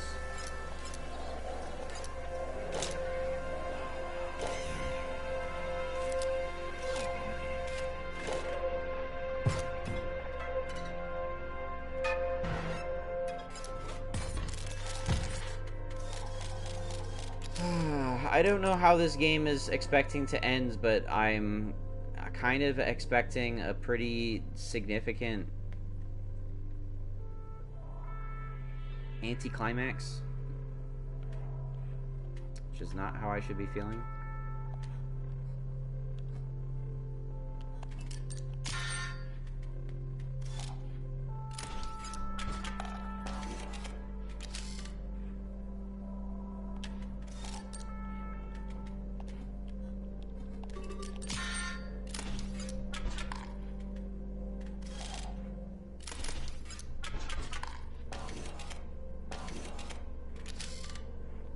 Why did he not push?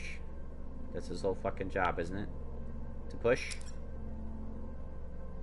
A card bearing the sigil will move towards them as far as possible. When one of your creatures is placed in a space, a card bearing the sigil will move towards them. That is not what I thought that did. That looks identical to the push effect. What the fuck?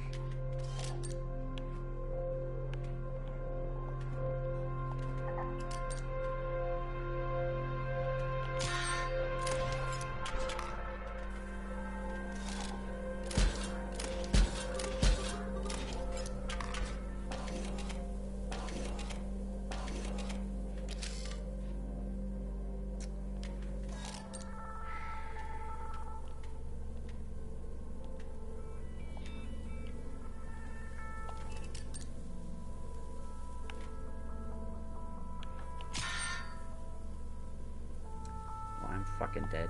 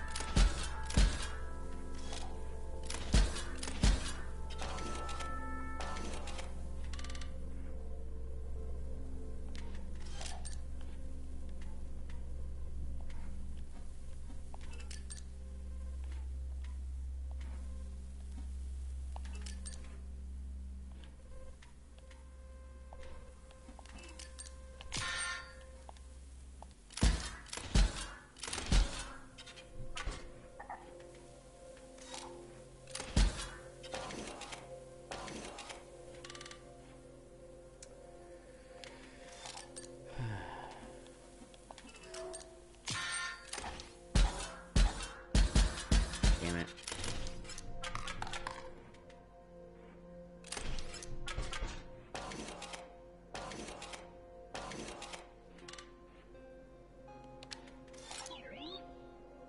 You concede, do you?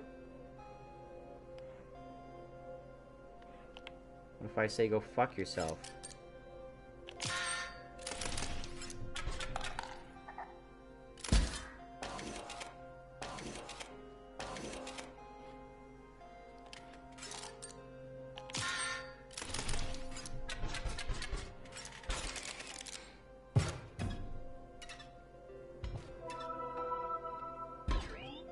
Items are replenished, and those bots back there are permanently offline.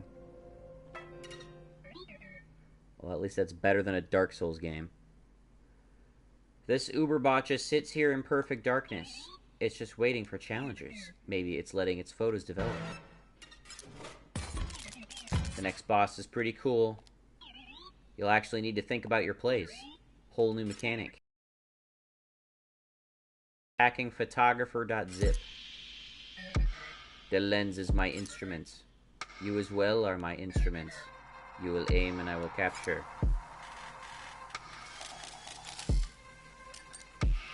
Okay. I don't know what mechanic I should be expecting. Start with that, I guess.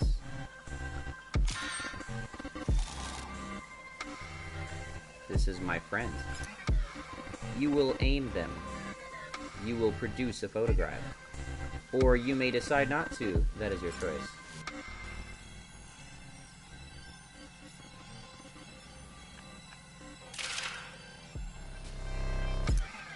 My friend will remember that photograph. My friend will allow you to use that photograph.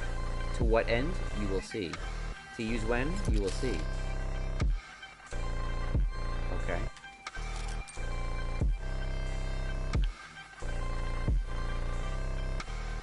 What is this? Creature moves into a space opposing a card.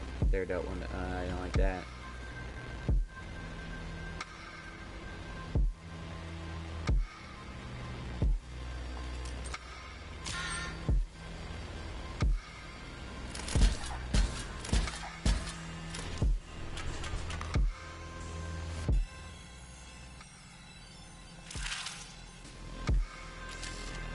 Okay, so I can abuse that to fight back, I guess.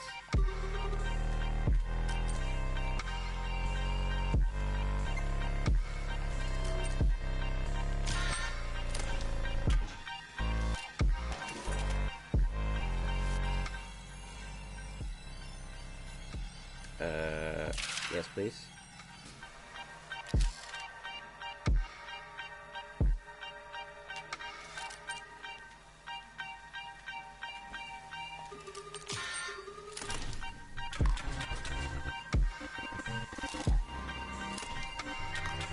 I was expecting the bosses to be representative of some other characters in the game we've seen already.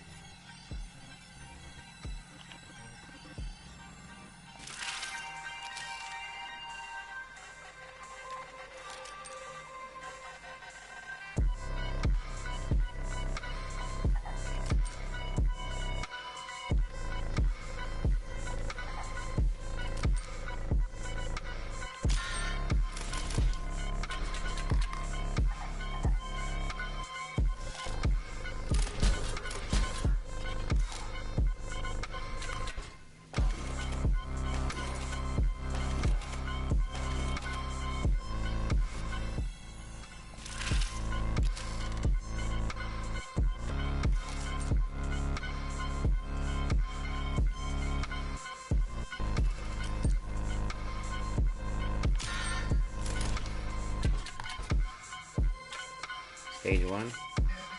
You have dealt me a blow. You have dealt me a blow.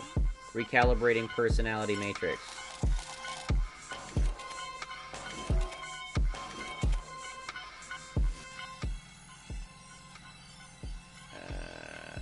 This is fine.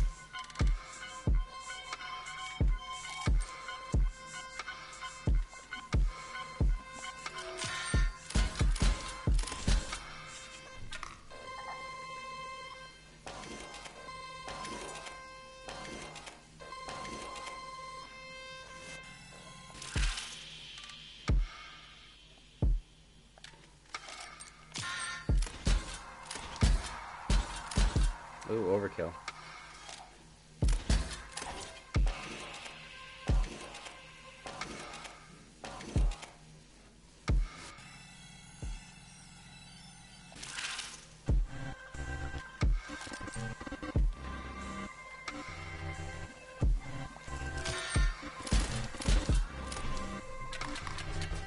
There we go.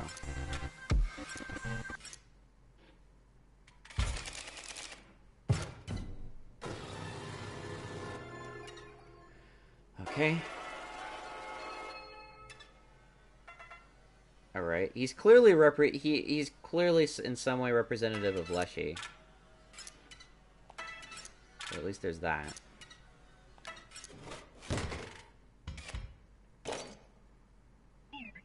Remember your side deck? That useless thing with all the empty vessels? It's about to get less useless.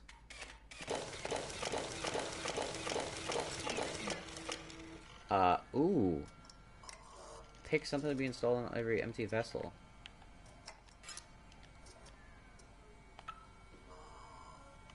Can't die once. Reflect. Ooh. I think I want reflect. I'm not sure that was right, but they all have sharp quills now. Okay, that's genuinely helpful. Memory card is full. Cool, do we get to see more? Yep. Cam works!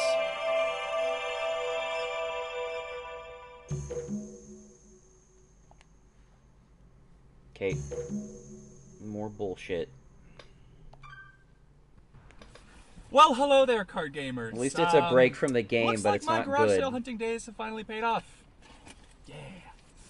Yeah, baby. Wait till you guys see this. You know what that is? You know what that is? Vintage packs of Inscryption. 4 of them. I don't know if the woman knew what these are worth. I mean, I felt a little bad buying them off of her.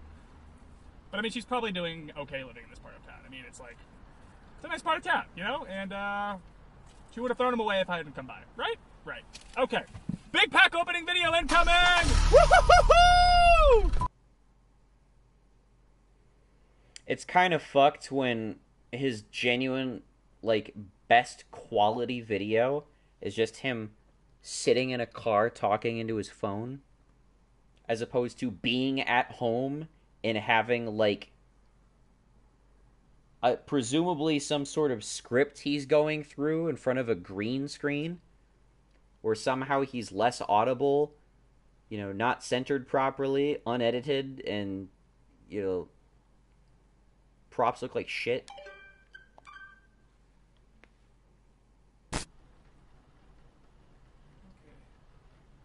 Craigslist.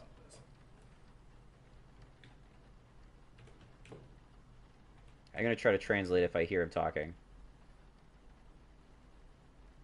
Hey, Bob. Hello? Hello. Hi. Hello. Is this Mrs. Hobbs? Hello. Hi, hello, is this Mrs. Hobbs? Hi. My name is Luke.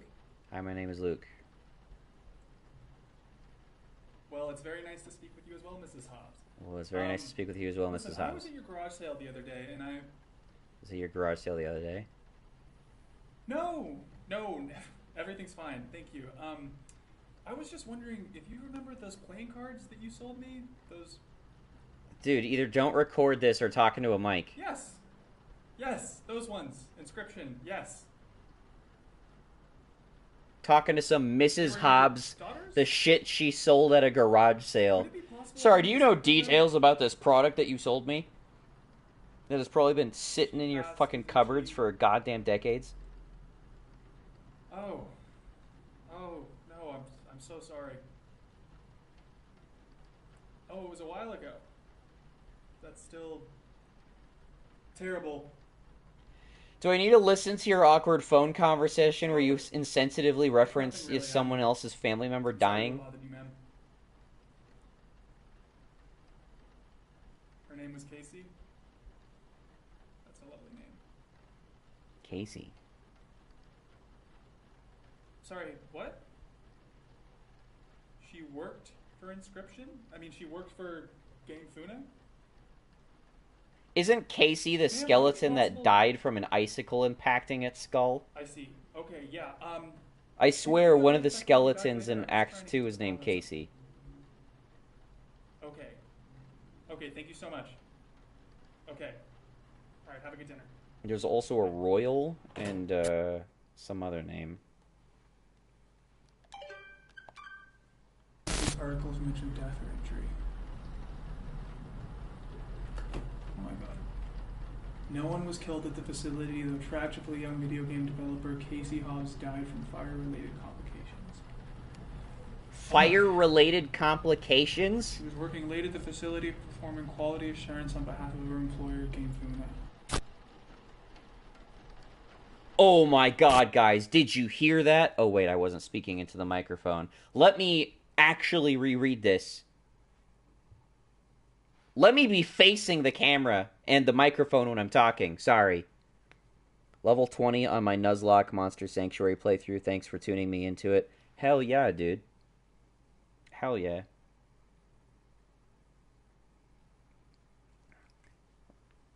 Game's fucking great, dude. That had a lot more like end game content than I expected it to, actually.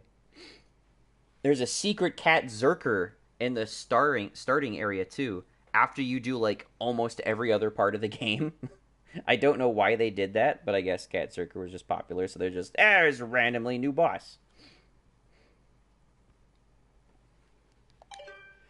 Okay, so I don't know what the purpose of this callback is, but Casey Hobbs is the name of, if I recall correctly, the skeleton that died by having an icicle impact its skull. But IRL, Casey Hobbs is a girl who died from fire-related injuries while working at a game studio. What the fuck?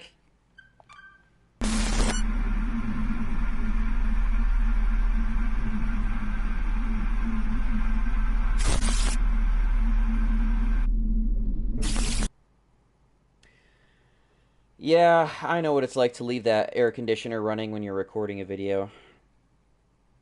There was some sort of message on there. Pig. What was it? Pig 3K pig. Okay, I'll remember that code. Pig 3K pig. Okay. Oh my god.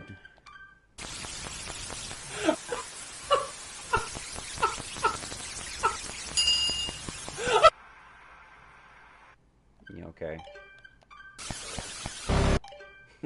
The dramatic I'm sorry. The dramatic nature with which they go, "Oh my god, a code."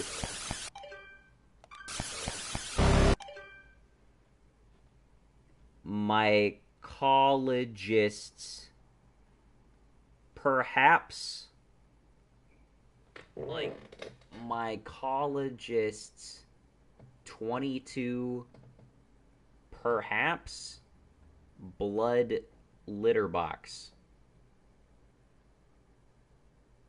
Mycologist 22 perhaps blood litter box. I don't know what the fuck I'm supposed to be getting off of that.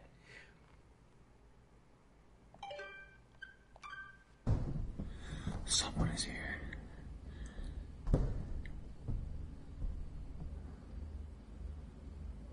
Fuck this.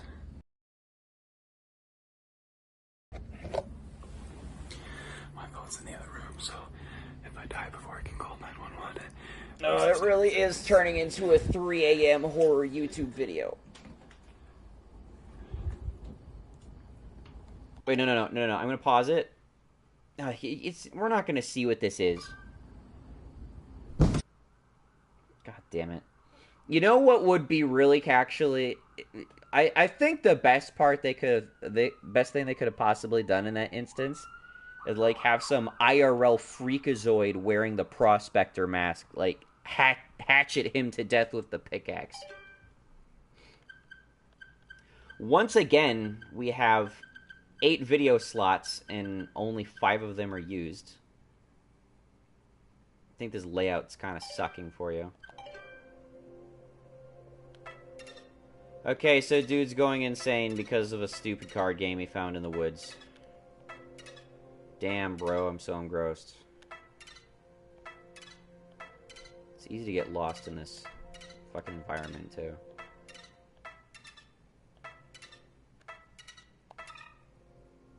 Oh, we can teleport. Okay. Oh! Wait, that's not... Can... Foul back? Why does that show a skull? Skull means I won? I'm gonna assume the layout is similar to Part 2, because this actually looks similar to Part 2. Ugh. Dank scrapyard is pretty unpleasant. Inhabitants grasping claws seek fresh bots. Watch your ankles.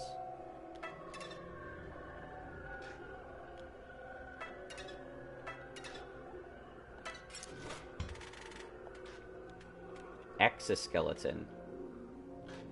We got actual bone mechanics? What is this? When a card bearing the sigil perishes, its owner chooses a creature to gain the detonator skill. And it costs 1? I mean, I guess so. Seems good.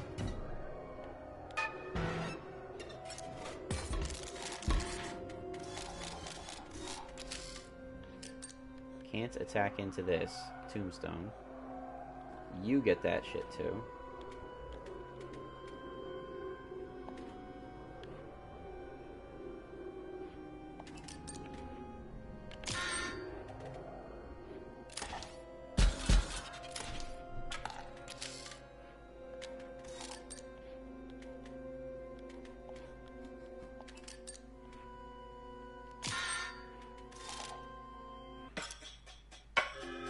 Oh, honey, don't cry. I'm Blast McLean. I'll make it swift.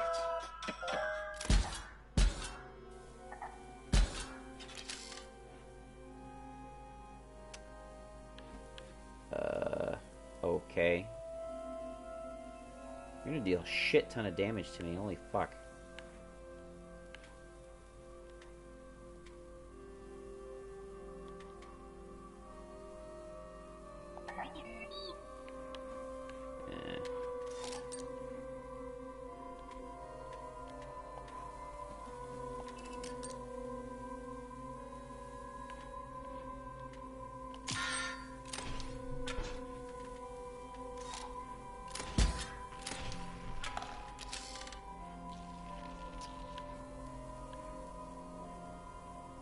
That's not great.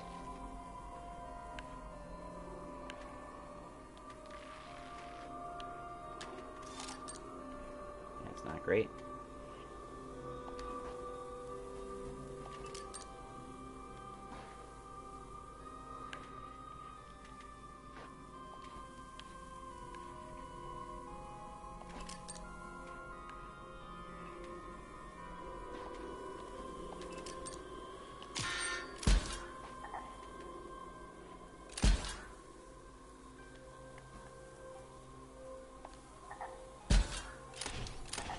Oh! Oh! Ah! I fucking outsmarted you, fucking bitch.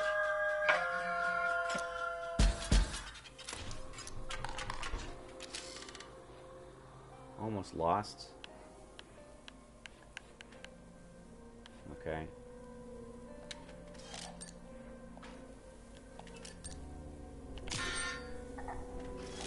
Oh, I'm still dead. Damn it. 21, yay.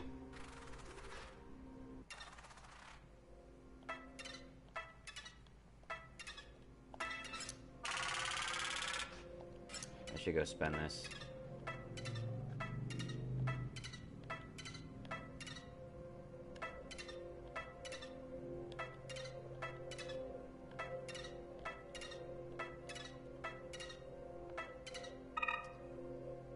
Robux. Add a card. Upgrade a card. Don't know what I can do with the pelts. Oh? What is that? Oh, add a transformation. I don't care about that. Add an ability. Let's add an ability to something.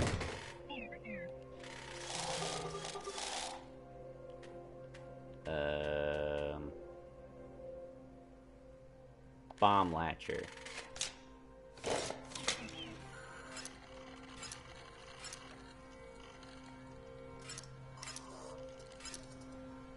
I get Bomb Latcher infinitely. That seems really good. Yeah, that looks right. Okay, okay, okay.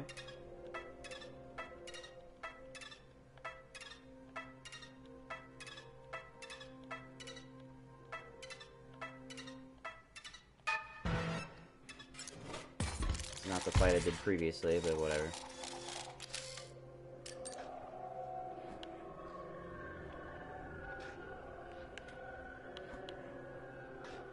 Why do they look electrified?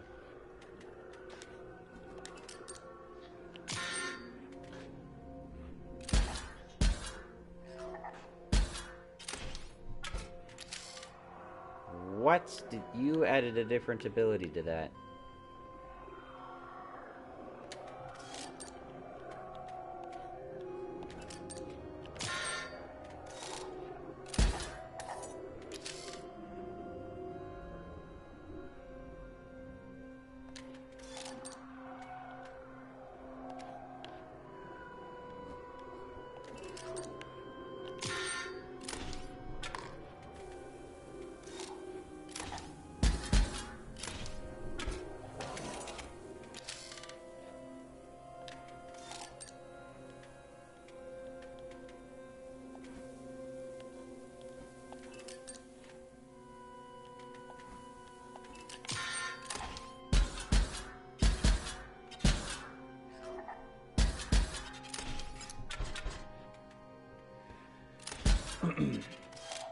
Busted 3D printer.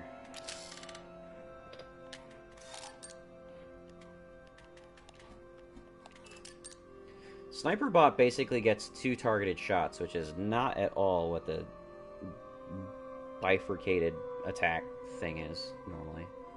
But that's fine with me. I can use that.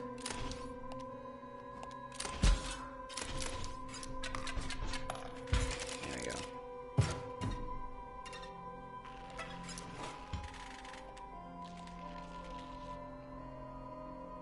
Shield latcher. Oh, okay, I see.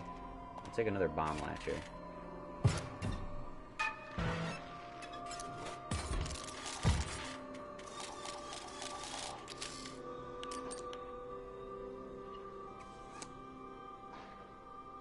Skeletons do too.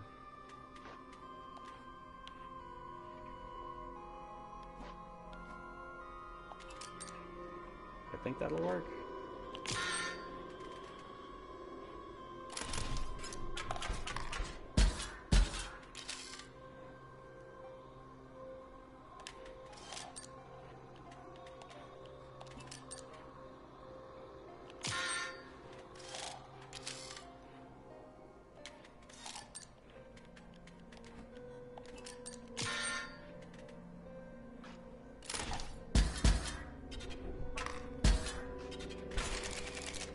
Lost, yay.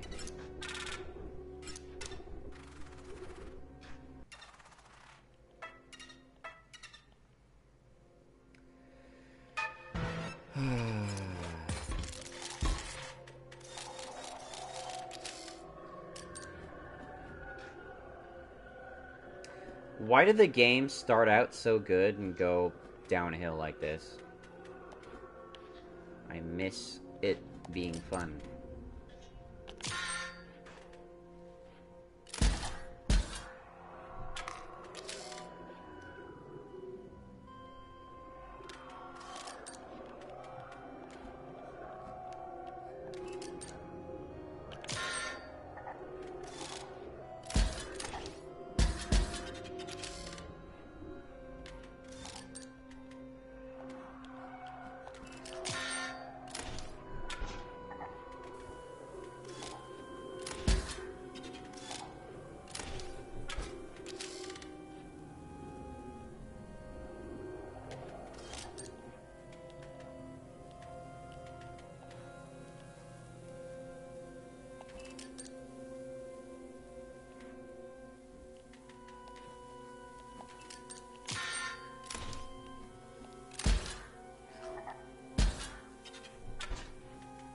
You didn't give me a choice of 2 oh, it's...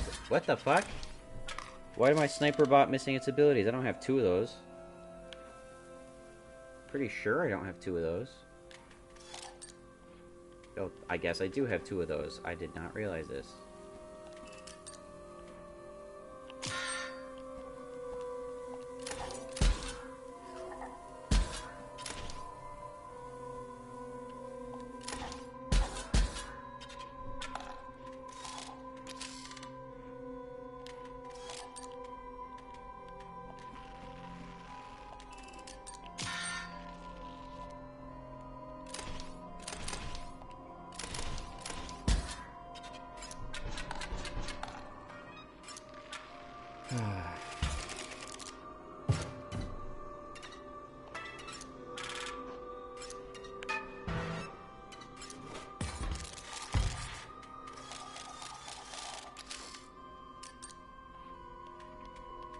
I'm not enjoying myself right now. I was part 1. And I still was, though to a lesser extent in part 2. I'm just not having fun with this. The presentation sucks. You just turned everything blue and blocky.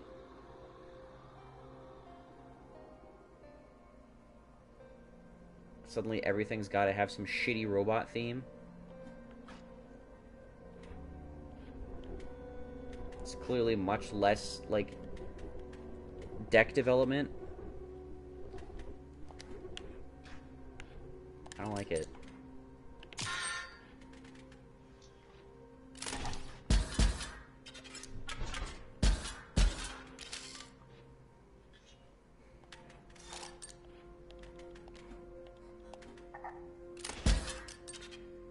Sweet.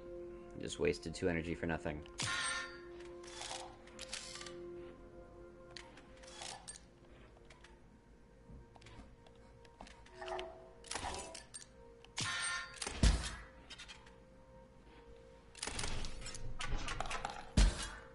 Lost again.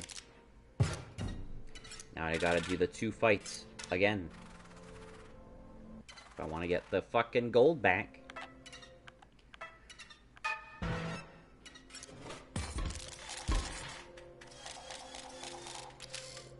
I hate the fact that I got this far and I just want to quit right now.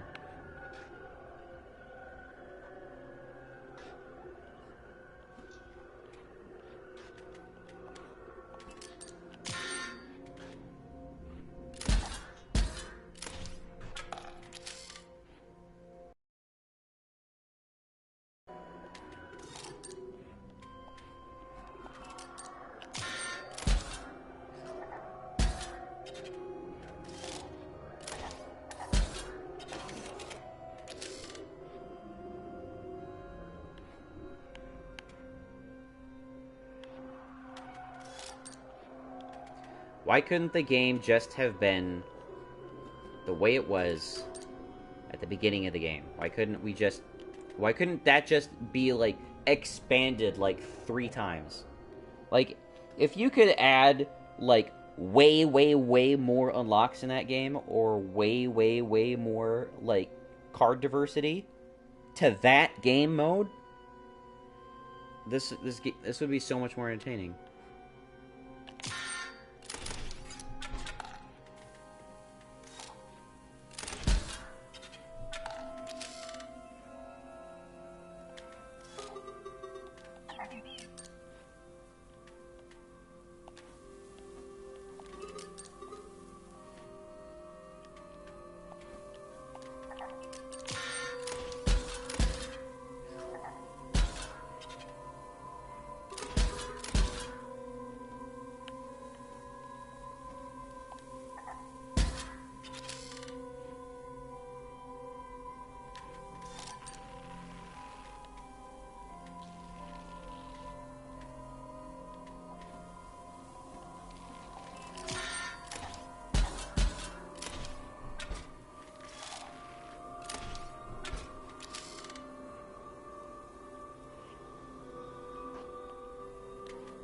I'm very curious if they have a total loss mechanic where if you don't go back and find your gold, you never get the gold again, like an actual Dark Souls game.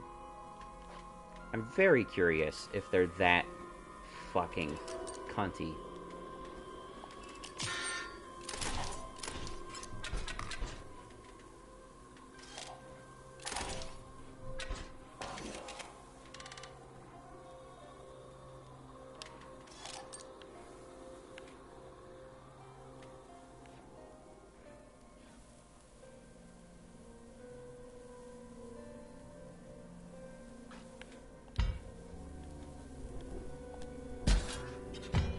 I could have destroyed that at any time.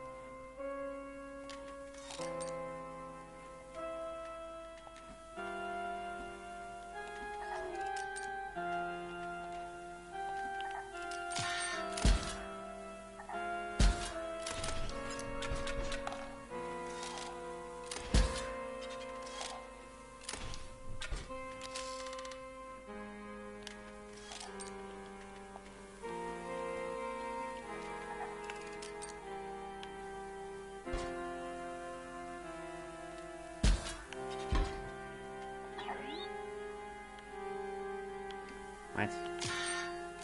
Ran out of energy. Everyone.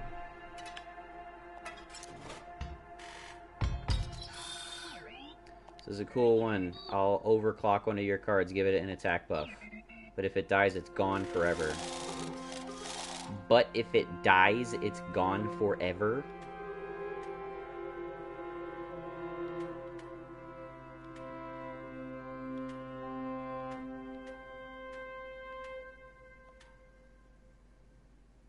But if it dies, it's gone forever.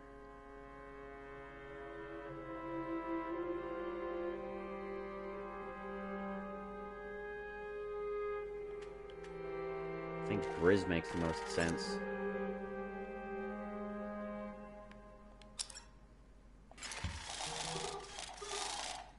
Yes, Grizz.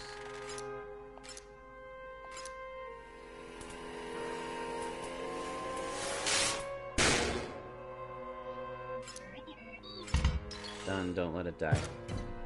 Okay.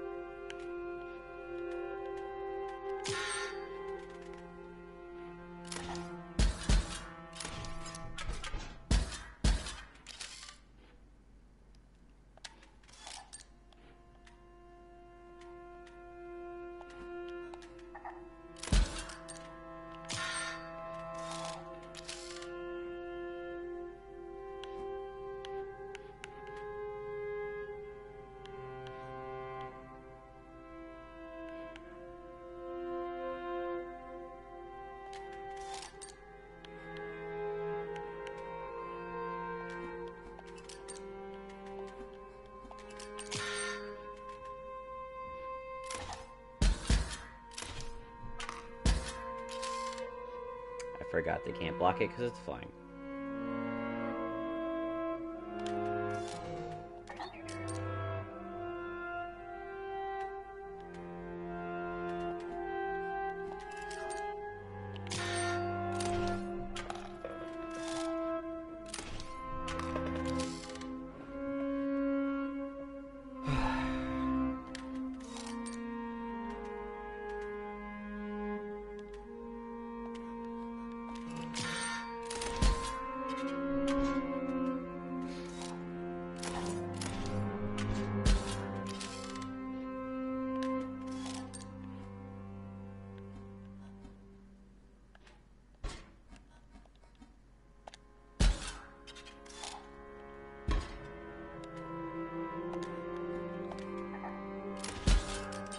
God damn it, dude.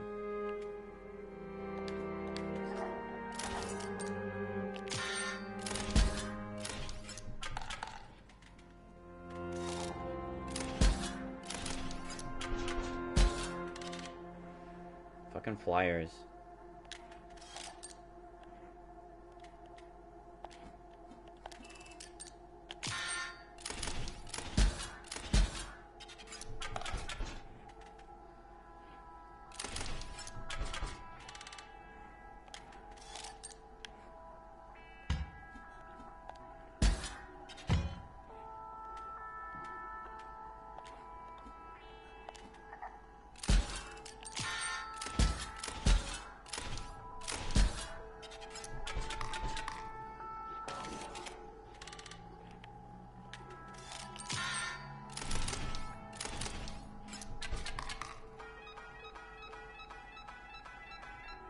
Oh, that's an overkill.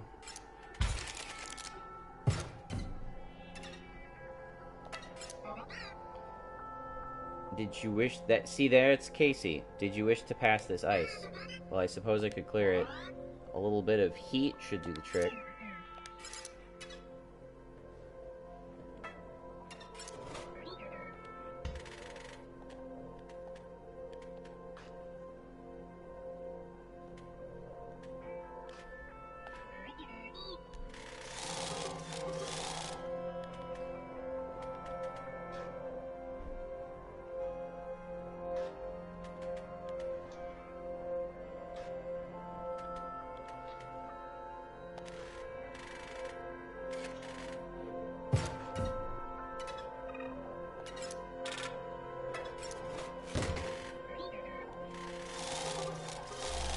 Oh, is this an upgrade?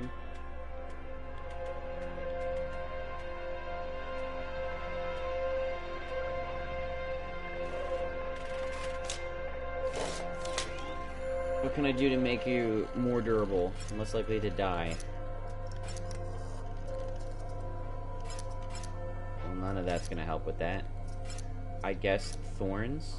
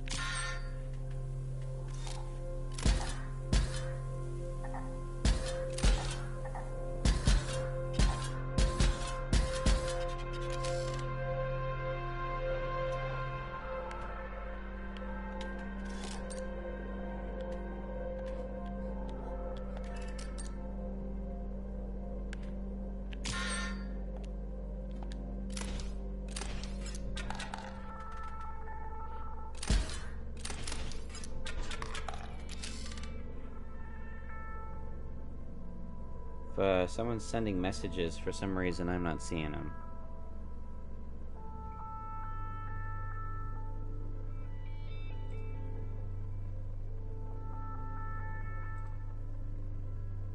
May not have popped up for me yet, I'm not sure.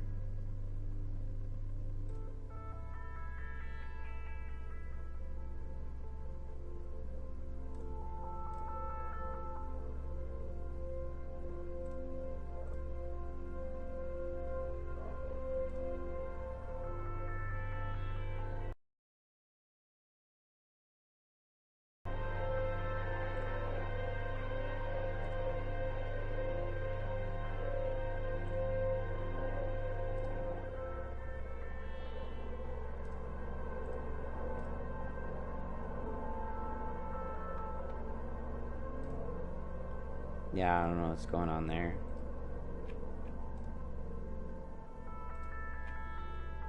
Looks like I've received messages, but I can't see them. Anyway.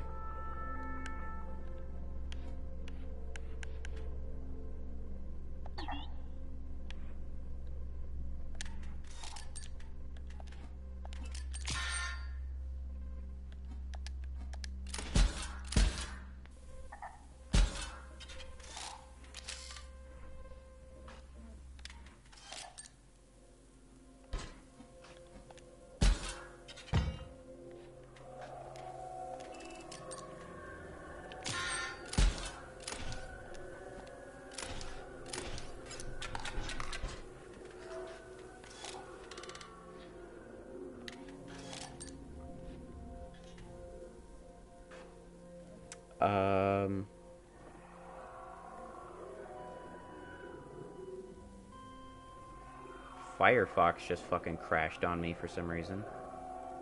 What the fuck?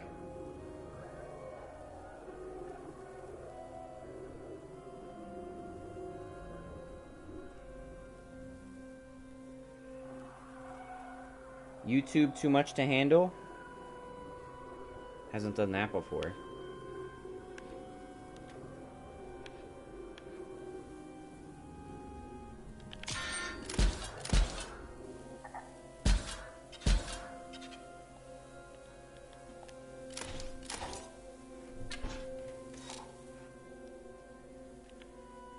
Oh my god, come on, just end it.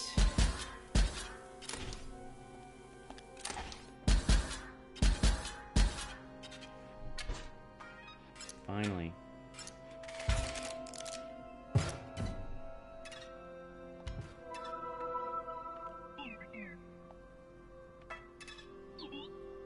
What a depressing abode. To think your ambition was to replace Grimora and inherit this?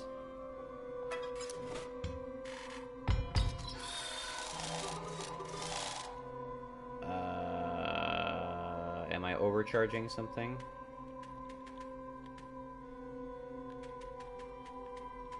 Looks like I can only overcharge something I haven't already. Let's do this.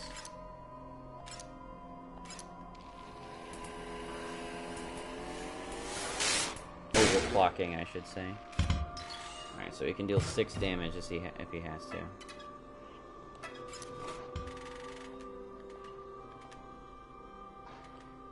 Bones aren't serving me any purpose at all. Why would I want to buff up my opponent with this?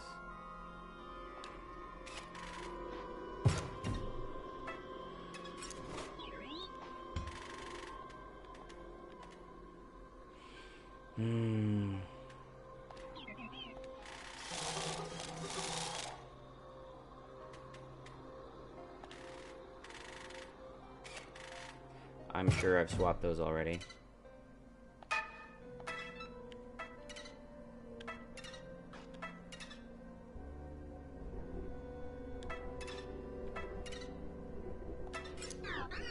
Cults, we require a commitment to pass.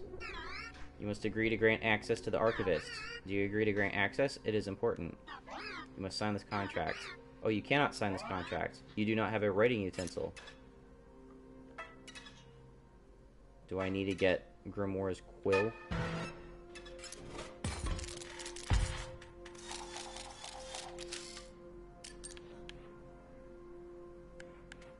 Dude, the resource of just, like, opening with an empty vessel is so unfathomably boring.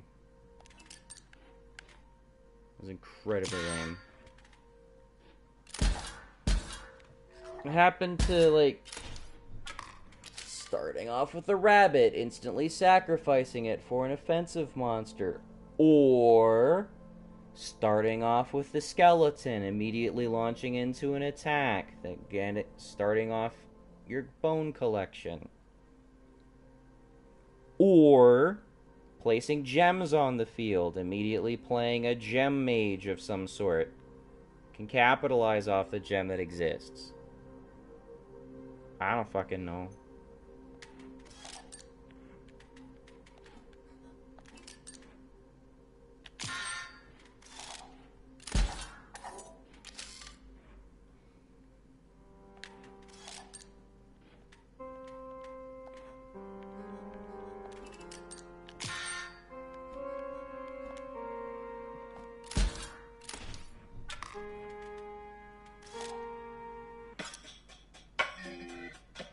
Hi.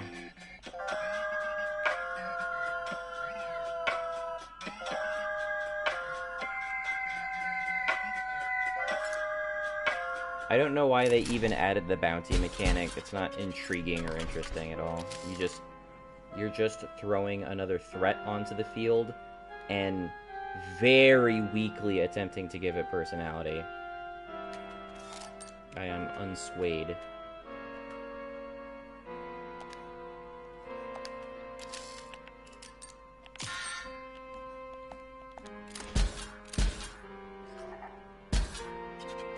Thanks for giving me the resilience.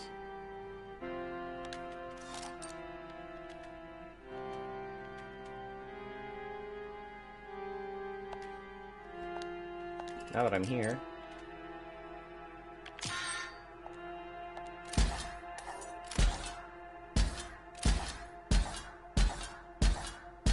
Oh shit, I forgot they do this. I have permanently lost Grizz. I completely forgot it worked that way. Well, he's down to 2. And I'm almost dead. That's cool.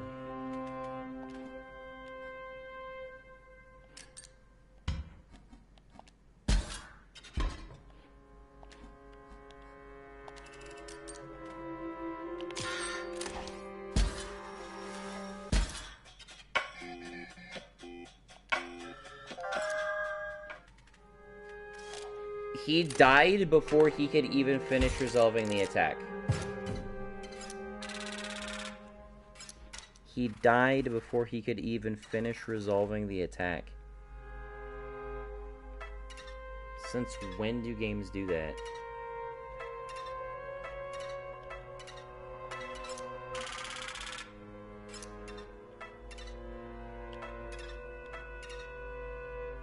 I'm genuinely not having fun. I just want to stop playing. The weather sucks. It's hot. It's uncomfortable. I'd have so much more fun just literally erasing my save data and starting over from the beginning.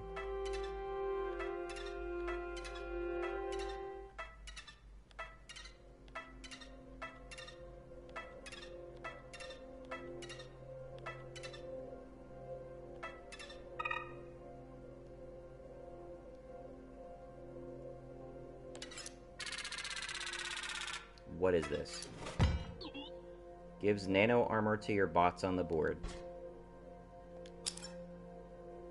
Your bots on the board get nano armor. If you use it right, it's decently okay. The fuck does that even mean? Oh, it's an item? It's a single-use item? Oh my god. I spent that much gold on a single-use item. I thought it was like a totem or some shit.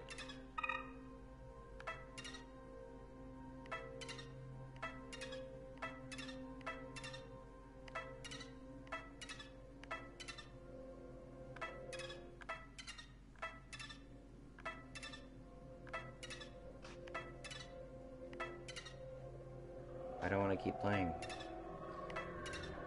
I don't want to keep playing. This is boring. You could have given an equal amount of depth as the first mode, and you didn't. I'm not regularly finding myself with the choice between, do I want to upgrade a card? Do I want to get a new card? Do I want to fuse a card? Do I want to risk upgrading the card? Do I want to risk upgrading the card again? What totems do I take? Which items do I buy? I actually have a choice of items. They gave me the battery. I unlocked the bomb. And now I just bought the last item I have blindly, not even knowing what it does. And disappointed that it is what it is. My best card, that still takes 3 turns to get out, is a 1/1 stinky sniper bot that can shoot twice. Until then, I gotta set up fucking rocks that don't even serve the basic function of mana rocks.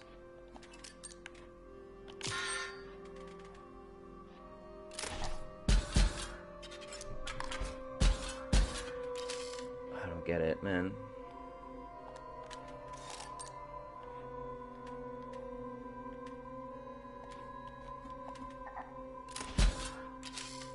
It's dead, but I got my energy faster. For whatever the fuck that's worth.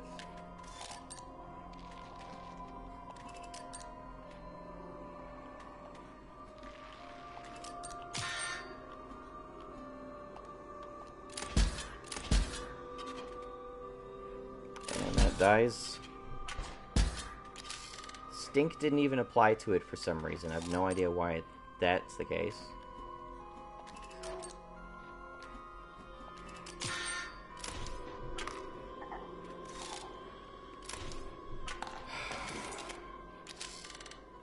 I was having more fun with the bone deck I made.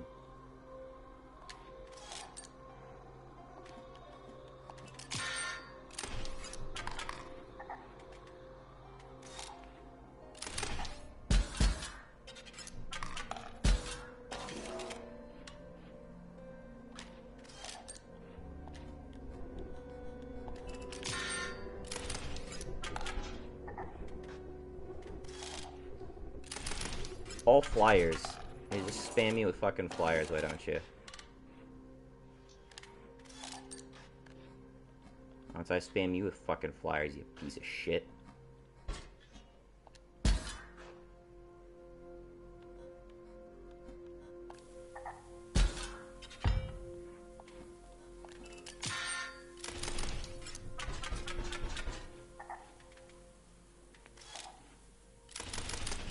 Dead. Oh, that's not dead? 1 point away from dead.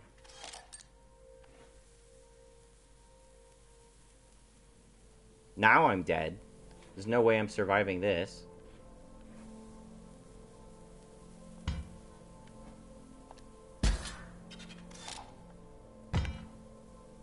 Useless.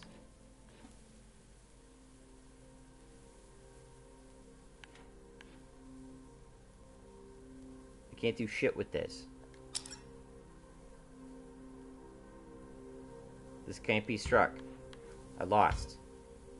Unless I summoned this.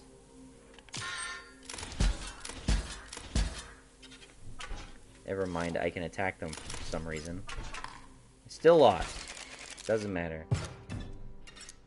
Oh no, I lost 1 gold. Now, you know what? As a condition of me quitting on the spot right here, because I'm really put out, let's get into a fight and see if my gold is permanently lost. Like a true Dark Souls game. You gave up the roguelike mechanics. You gave them up. So now you're giving me some Dark Souls bullshit. If I lose this right now, do I lose my 1 gold? On principle, I will quit this game if I permanently lose that 1 gold. I don't even give a shit.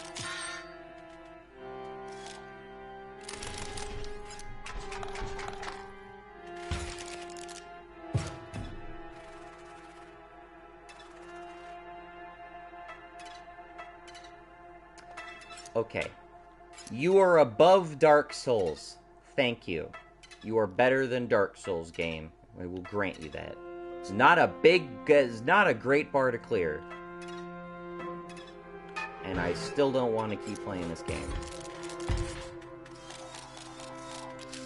And I was, like, anticipating coming home and playing this, and I just... You fucked it. You just completely fucked it up.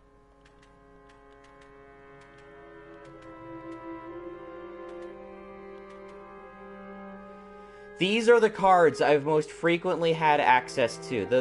The most easily accessible low-cost cards. Let's just talk about the strategy I immediately have access to at the very beginning of the game, okay? I got whatever this like, it's supposed to be game-winning bullshit, right? Where it's a clutch move when I really need it. But my hand consists of a rock that only reflects 1 point of damage, a bot that costs 3 to deal 1 damage, and it can tank 1, something that dies and gives a special attribute to another card, and is otherwise just a rock, and another rock that moves around. Ooh! It can actually block 2 attacks. And then I might get something decent if it dies. But I need to wait till turn 2 to get that. And this thing, my only source of dealing damage, I gotta wait 3 turns until I can get. What a little shit.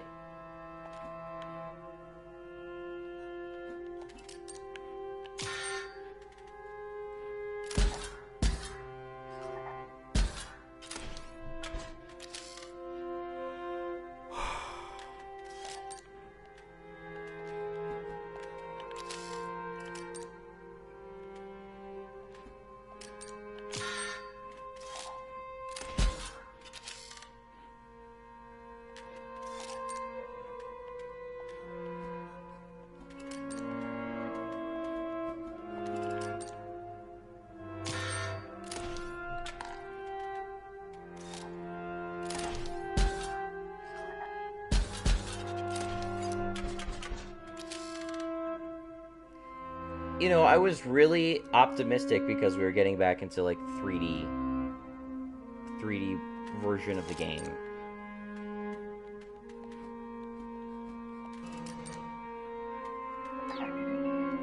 I just...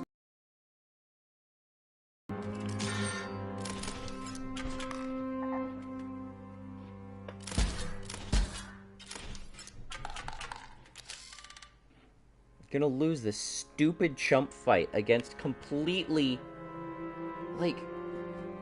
You're flying. This pokes for 1. It can tank a hit. This thing's dealing double damage. You can put out 6 energy cards well before I can.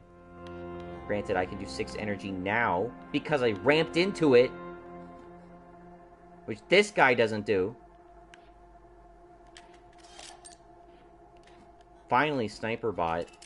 At least I got Sniper Bot.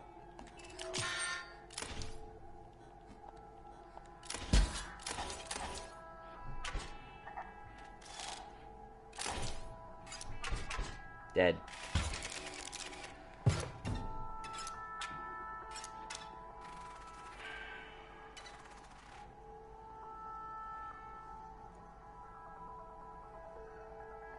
I'm 3 hours into this, and I really can't justify pushing myself to do any more. I'd rather just watch someone else play this.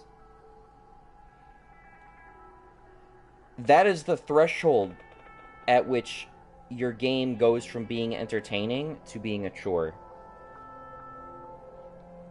And this is coming from somebody who had to replay the fucking Leshy section of the game like 6 goddamn times. Those 6 goddamn times were still fun. And I did different things each time I went through it. I was unlocking more stuff as I went along too. I didn't unlock everything even. I could literally delete my save file, start fresh from scratch, and find new shit I still haven't touched yet.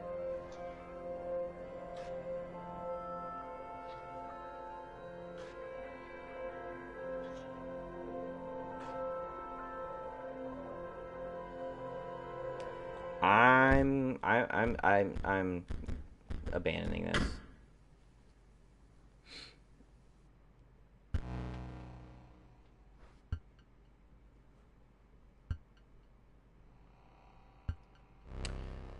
Thoughts?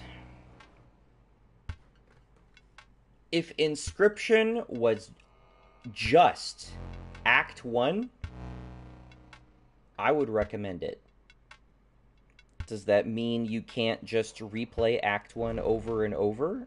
I mean, I don't know any reason why you couldn't, provided that you manually delete your save data, which is tedious and you shouldn't have to do it. But clearly the developers had in mind that they wanted to tell some sort of story. And I gotta say, that story kind of sucks fucking balls, dude. I really don't like the story of this game. The aesthetic's really cool. The production quality's really good.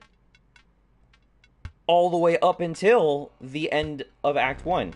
At Act 2, it downshifts into, like, 2D sprites. And it's like, wow, I see budgetary constraints suddenly just smacked you upside the face. It's like, cool, we get to play the budget version of Inscryption. Awesome. Yeah.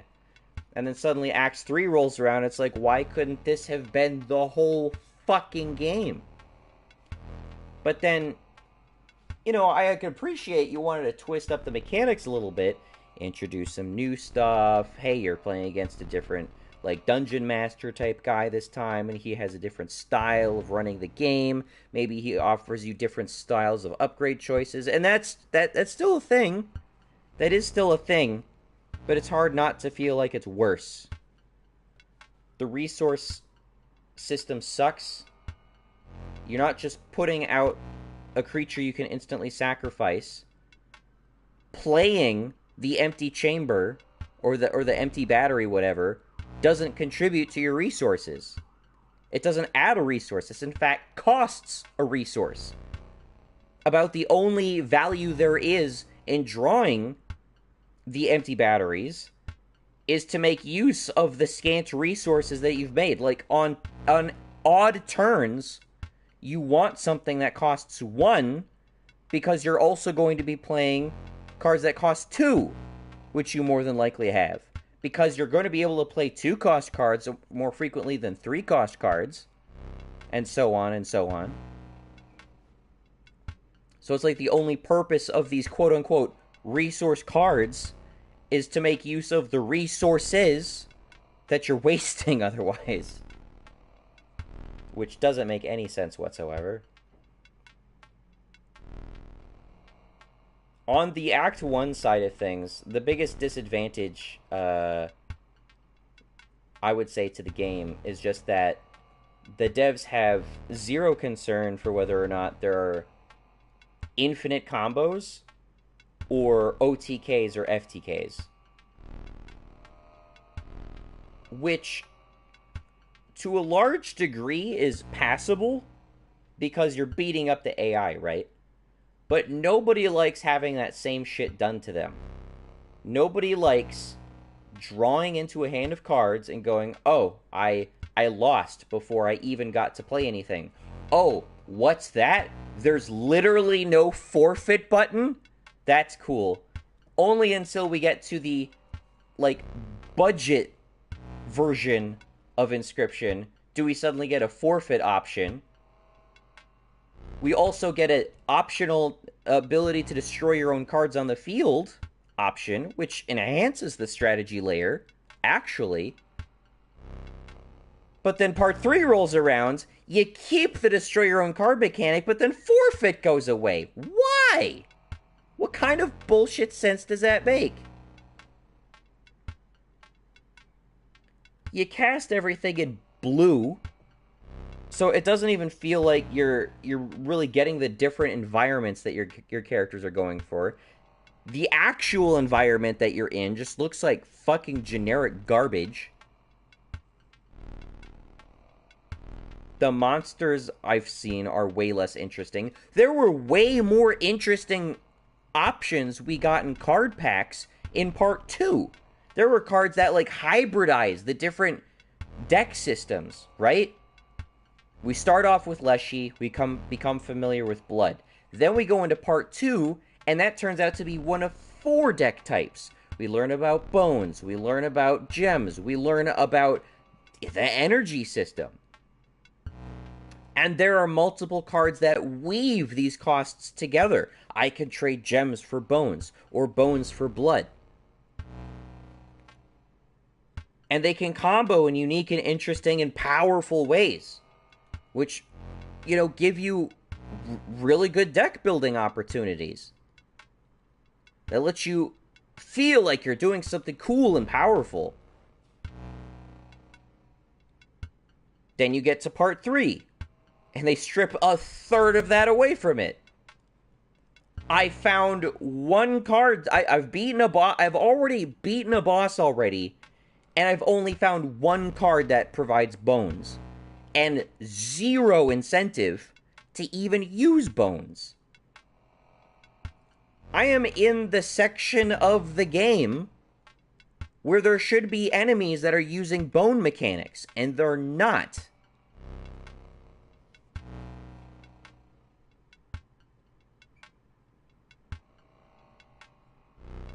Not to mention, I said I didn't like the story of the game. The arc of the game makes no fucking sense from a design standpoint. You start off with 1. You represents that 1 being an equal among 4. You establish the variety and all these additional gameplay systems associated with each of these 4. And it's like, wow, cool. I can't wait to do a whole roguelike run against each of these guys. But no, we forget 2 of them, pick a totally random one of the remaining 3, the robot, for some reason that still has not been explained at all, and throw him at us. And only him. And only his gameplay style. And you have to play with his style of cards. And he plays the same style of cards back against you.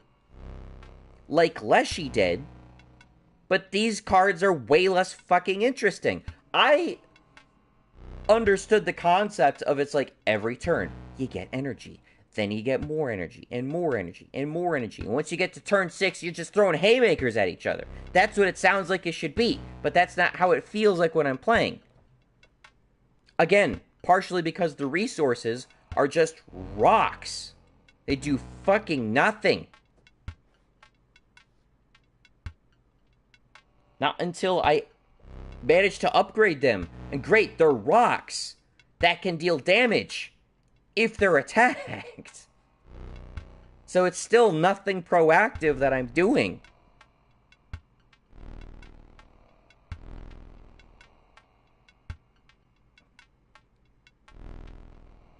Not being proactive is definitely a downer. The personality of PO3 is virtually non-existent. He's just a smug, stereotypical robot character. He doesn't seem to put on the different personalities like Leshy does.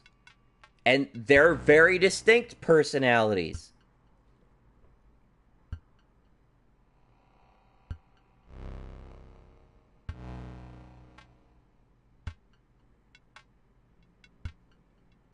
The Trapper and the Trader. The Angler. The Prospector.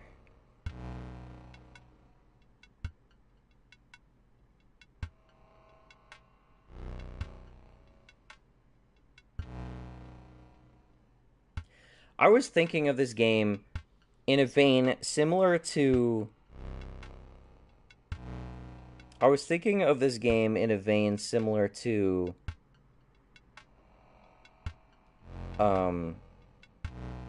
Undertale.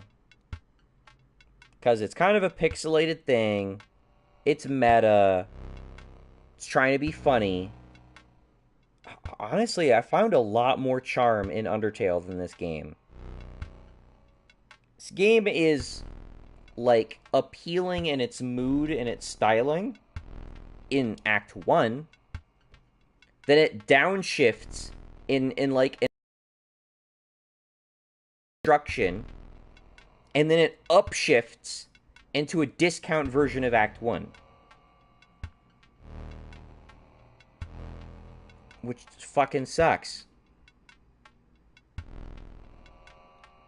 And amidst all of that, their attempt to be, I guess, funny and relatable is to insert some terribly acted, horribly presented, like, fake trading card YouTuber who doesn't speak into his goddamn microphone, doesn't face the fucking camera when he's reading something, can't fucking hear him.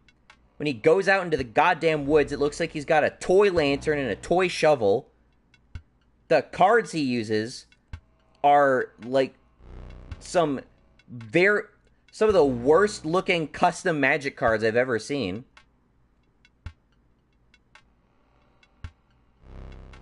Undertale did have charm. I'm not disputing that. Undertale is plenty of charm. I absolutely understand why people really like Undertale. I have some grievances with Undertale. Like, I don't like bullet hell games in general. And, you know, the fucking guy who had started text messaging you near the end of the game wouldn't shut the fuck up. He was annoying. I also was not swayed by this, you know, moral binary and the anticlimax of not following either, like, the pure pacifist or pure genocide routes. That there were those apparent options is interesting, and I find it appealing to learn about those things. That game was super creative. It did a lot of different things. It also had very distinct personalities. It didn't go through this... It's like... if I were to compare this to Undertale in terms of its presentation, imagine if Undertale was the game that it was in Act 1, right? With all the charm and all the appeal and, you know, the quirky gameplay and jokes and winking at the camera and all that shit. Fills you with determination. The cheese in the microwave. Ah, a fellow pasta lover. You're meeting all of my standards. All that great shit, right? Imagine if you get to the second third of the game and suddenly it's a text adventure. They still have the dialogue. They're still approximating the game with, like, keyboard characters. But suddenly you're having to navigate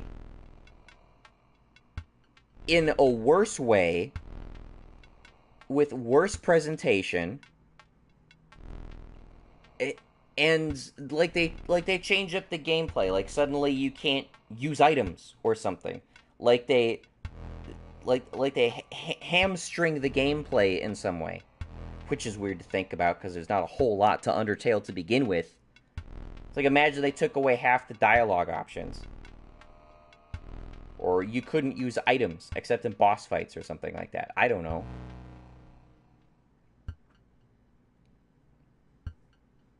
And then suddenly they get to Act 3 again. I know, shit, oh, great, we're back to where we were before. Oh, thank goodness. But now they've, like, color shifted everything to be monochrome. And the music suddenly starts sucking. And then, you know, there feels like there's less to see and less to do. And then you just get into a series of annoying battles and you just don't want to keep playing anymore. That's kind of how I'm feeling. I finished Undertale. I finished Undertale in one stream. That's partial credit to Undertale being shorter, but that was still, you know, a solid sit down for a game. My grievance with this game isn't its length. I don't like what it did to the presentation. I don't like what it did to the gameplay.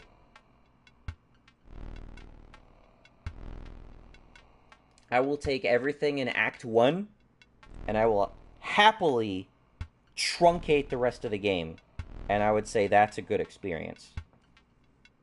I will happily play through Act 1 again, because I really enjoyed it. Act 2 should be its separate game. It's a spin-off game.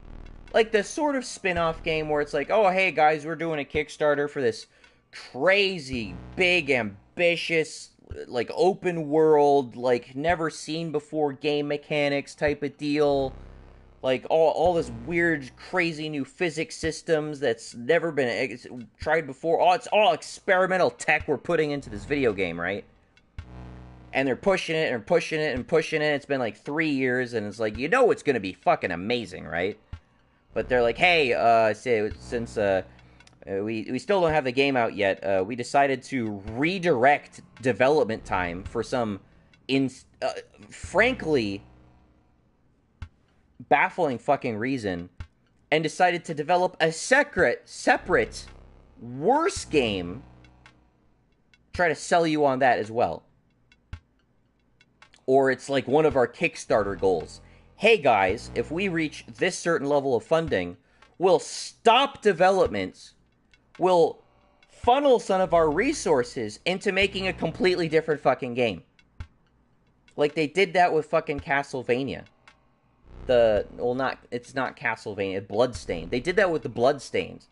It's like, oh hey guys, we're gonna actually take some of the money and the funding you gave us, and instead of making the game you're signing on for and making that game good, we're going to take some of that money, we're going to turn around, and we're going to go shit out an 8-bit game. It's still in the style of Castlevania, right? Yeah, sure, great, whatever. That's not the game I was here for, man. I'm here for the modern spiritual successor to fucking Castlevania, dude. In the style that you advertised it. You didn't advertise to me that you were trying to make a goddamn 8-bit fuck-off budget version. Some discount Castlevania bullshit. I was looking for the next best thing, not the last best thing.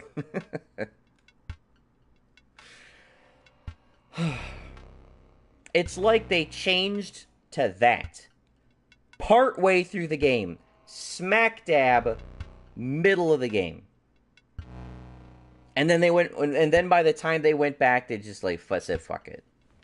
That's how it feels like. Not that I'm not still finding new things. Not that there isn't all these crazy new secrets that people can find. I'm sure there's some, like, mind-blowing, I don't know, fucking secret ending. But here's the thing. You carried me through 8 hours of Act 1 on the merits of Act 1 alone. I was not playing that. It might be fucking baffling to imagine. But I was actually playing the game for the gameplay. Not because I wanted to know what was flashing behind the door. Not because I give a shit that, oh, the in-game antagonist stole the new game button. Oh no, we gotta get it back. Some creepy fucking ghillie suit man has trapped me in a horror shack in the woods and is forcing me to conduct some weird occult fucking tabletop game with him and is acting out these different characters like a goddamn psychopath. And it's some proactive, hyper-powerful game that you're playing with high risks and all that shit. Get to Act 3, fuck all that. You're playing against a robot. Everything's a hologram now. It's all color cast in blue and black. He doesn't put on any acts or behaviors. He doesn't change his personality.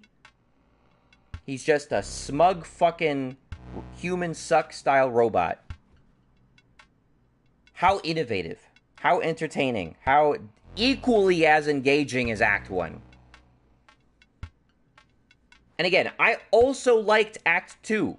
I played through all of Act 2. I liked it. And I didn't even unlock everything there was to get in Act 2.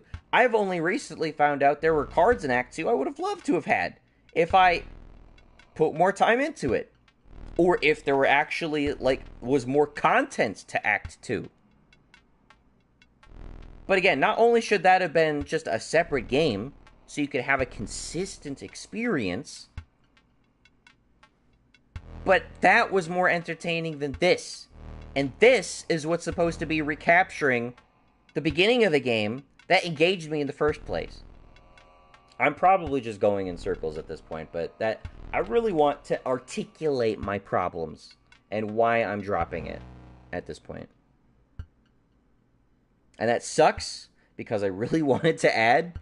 I have been binging this game and streaming it instead of making separate hour-long segments because I really wanted to be able to say, yeah, I finished Inscryption. Here is the full playthrough on my gaming channel.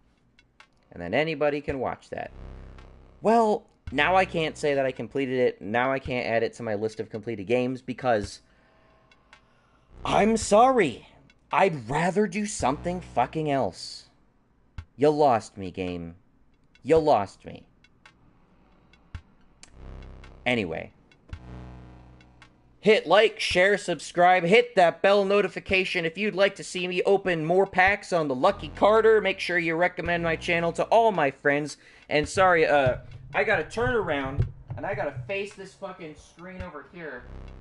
I'm gonna read this text that you cannot make out from the phone. Hopefully you can hear me, because I'm not going to make any effort whatsoever to actually speak into the fucking microphone. And when I actually film a shot in my car, it's going to look and sound better, and it's actually going to be composed better. and then when I go out into the woods, inexplicably I'm going to be using Tonka toys in order to dig out some fake fucking floppy disk to satisfy my 3 a.m. creepypasta bullshit. Fuck this.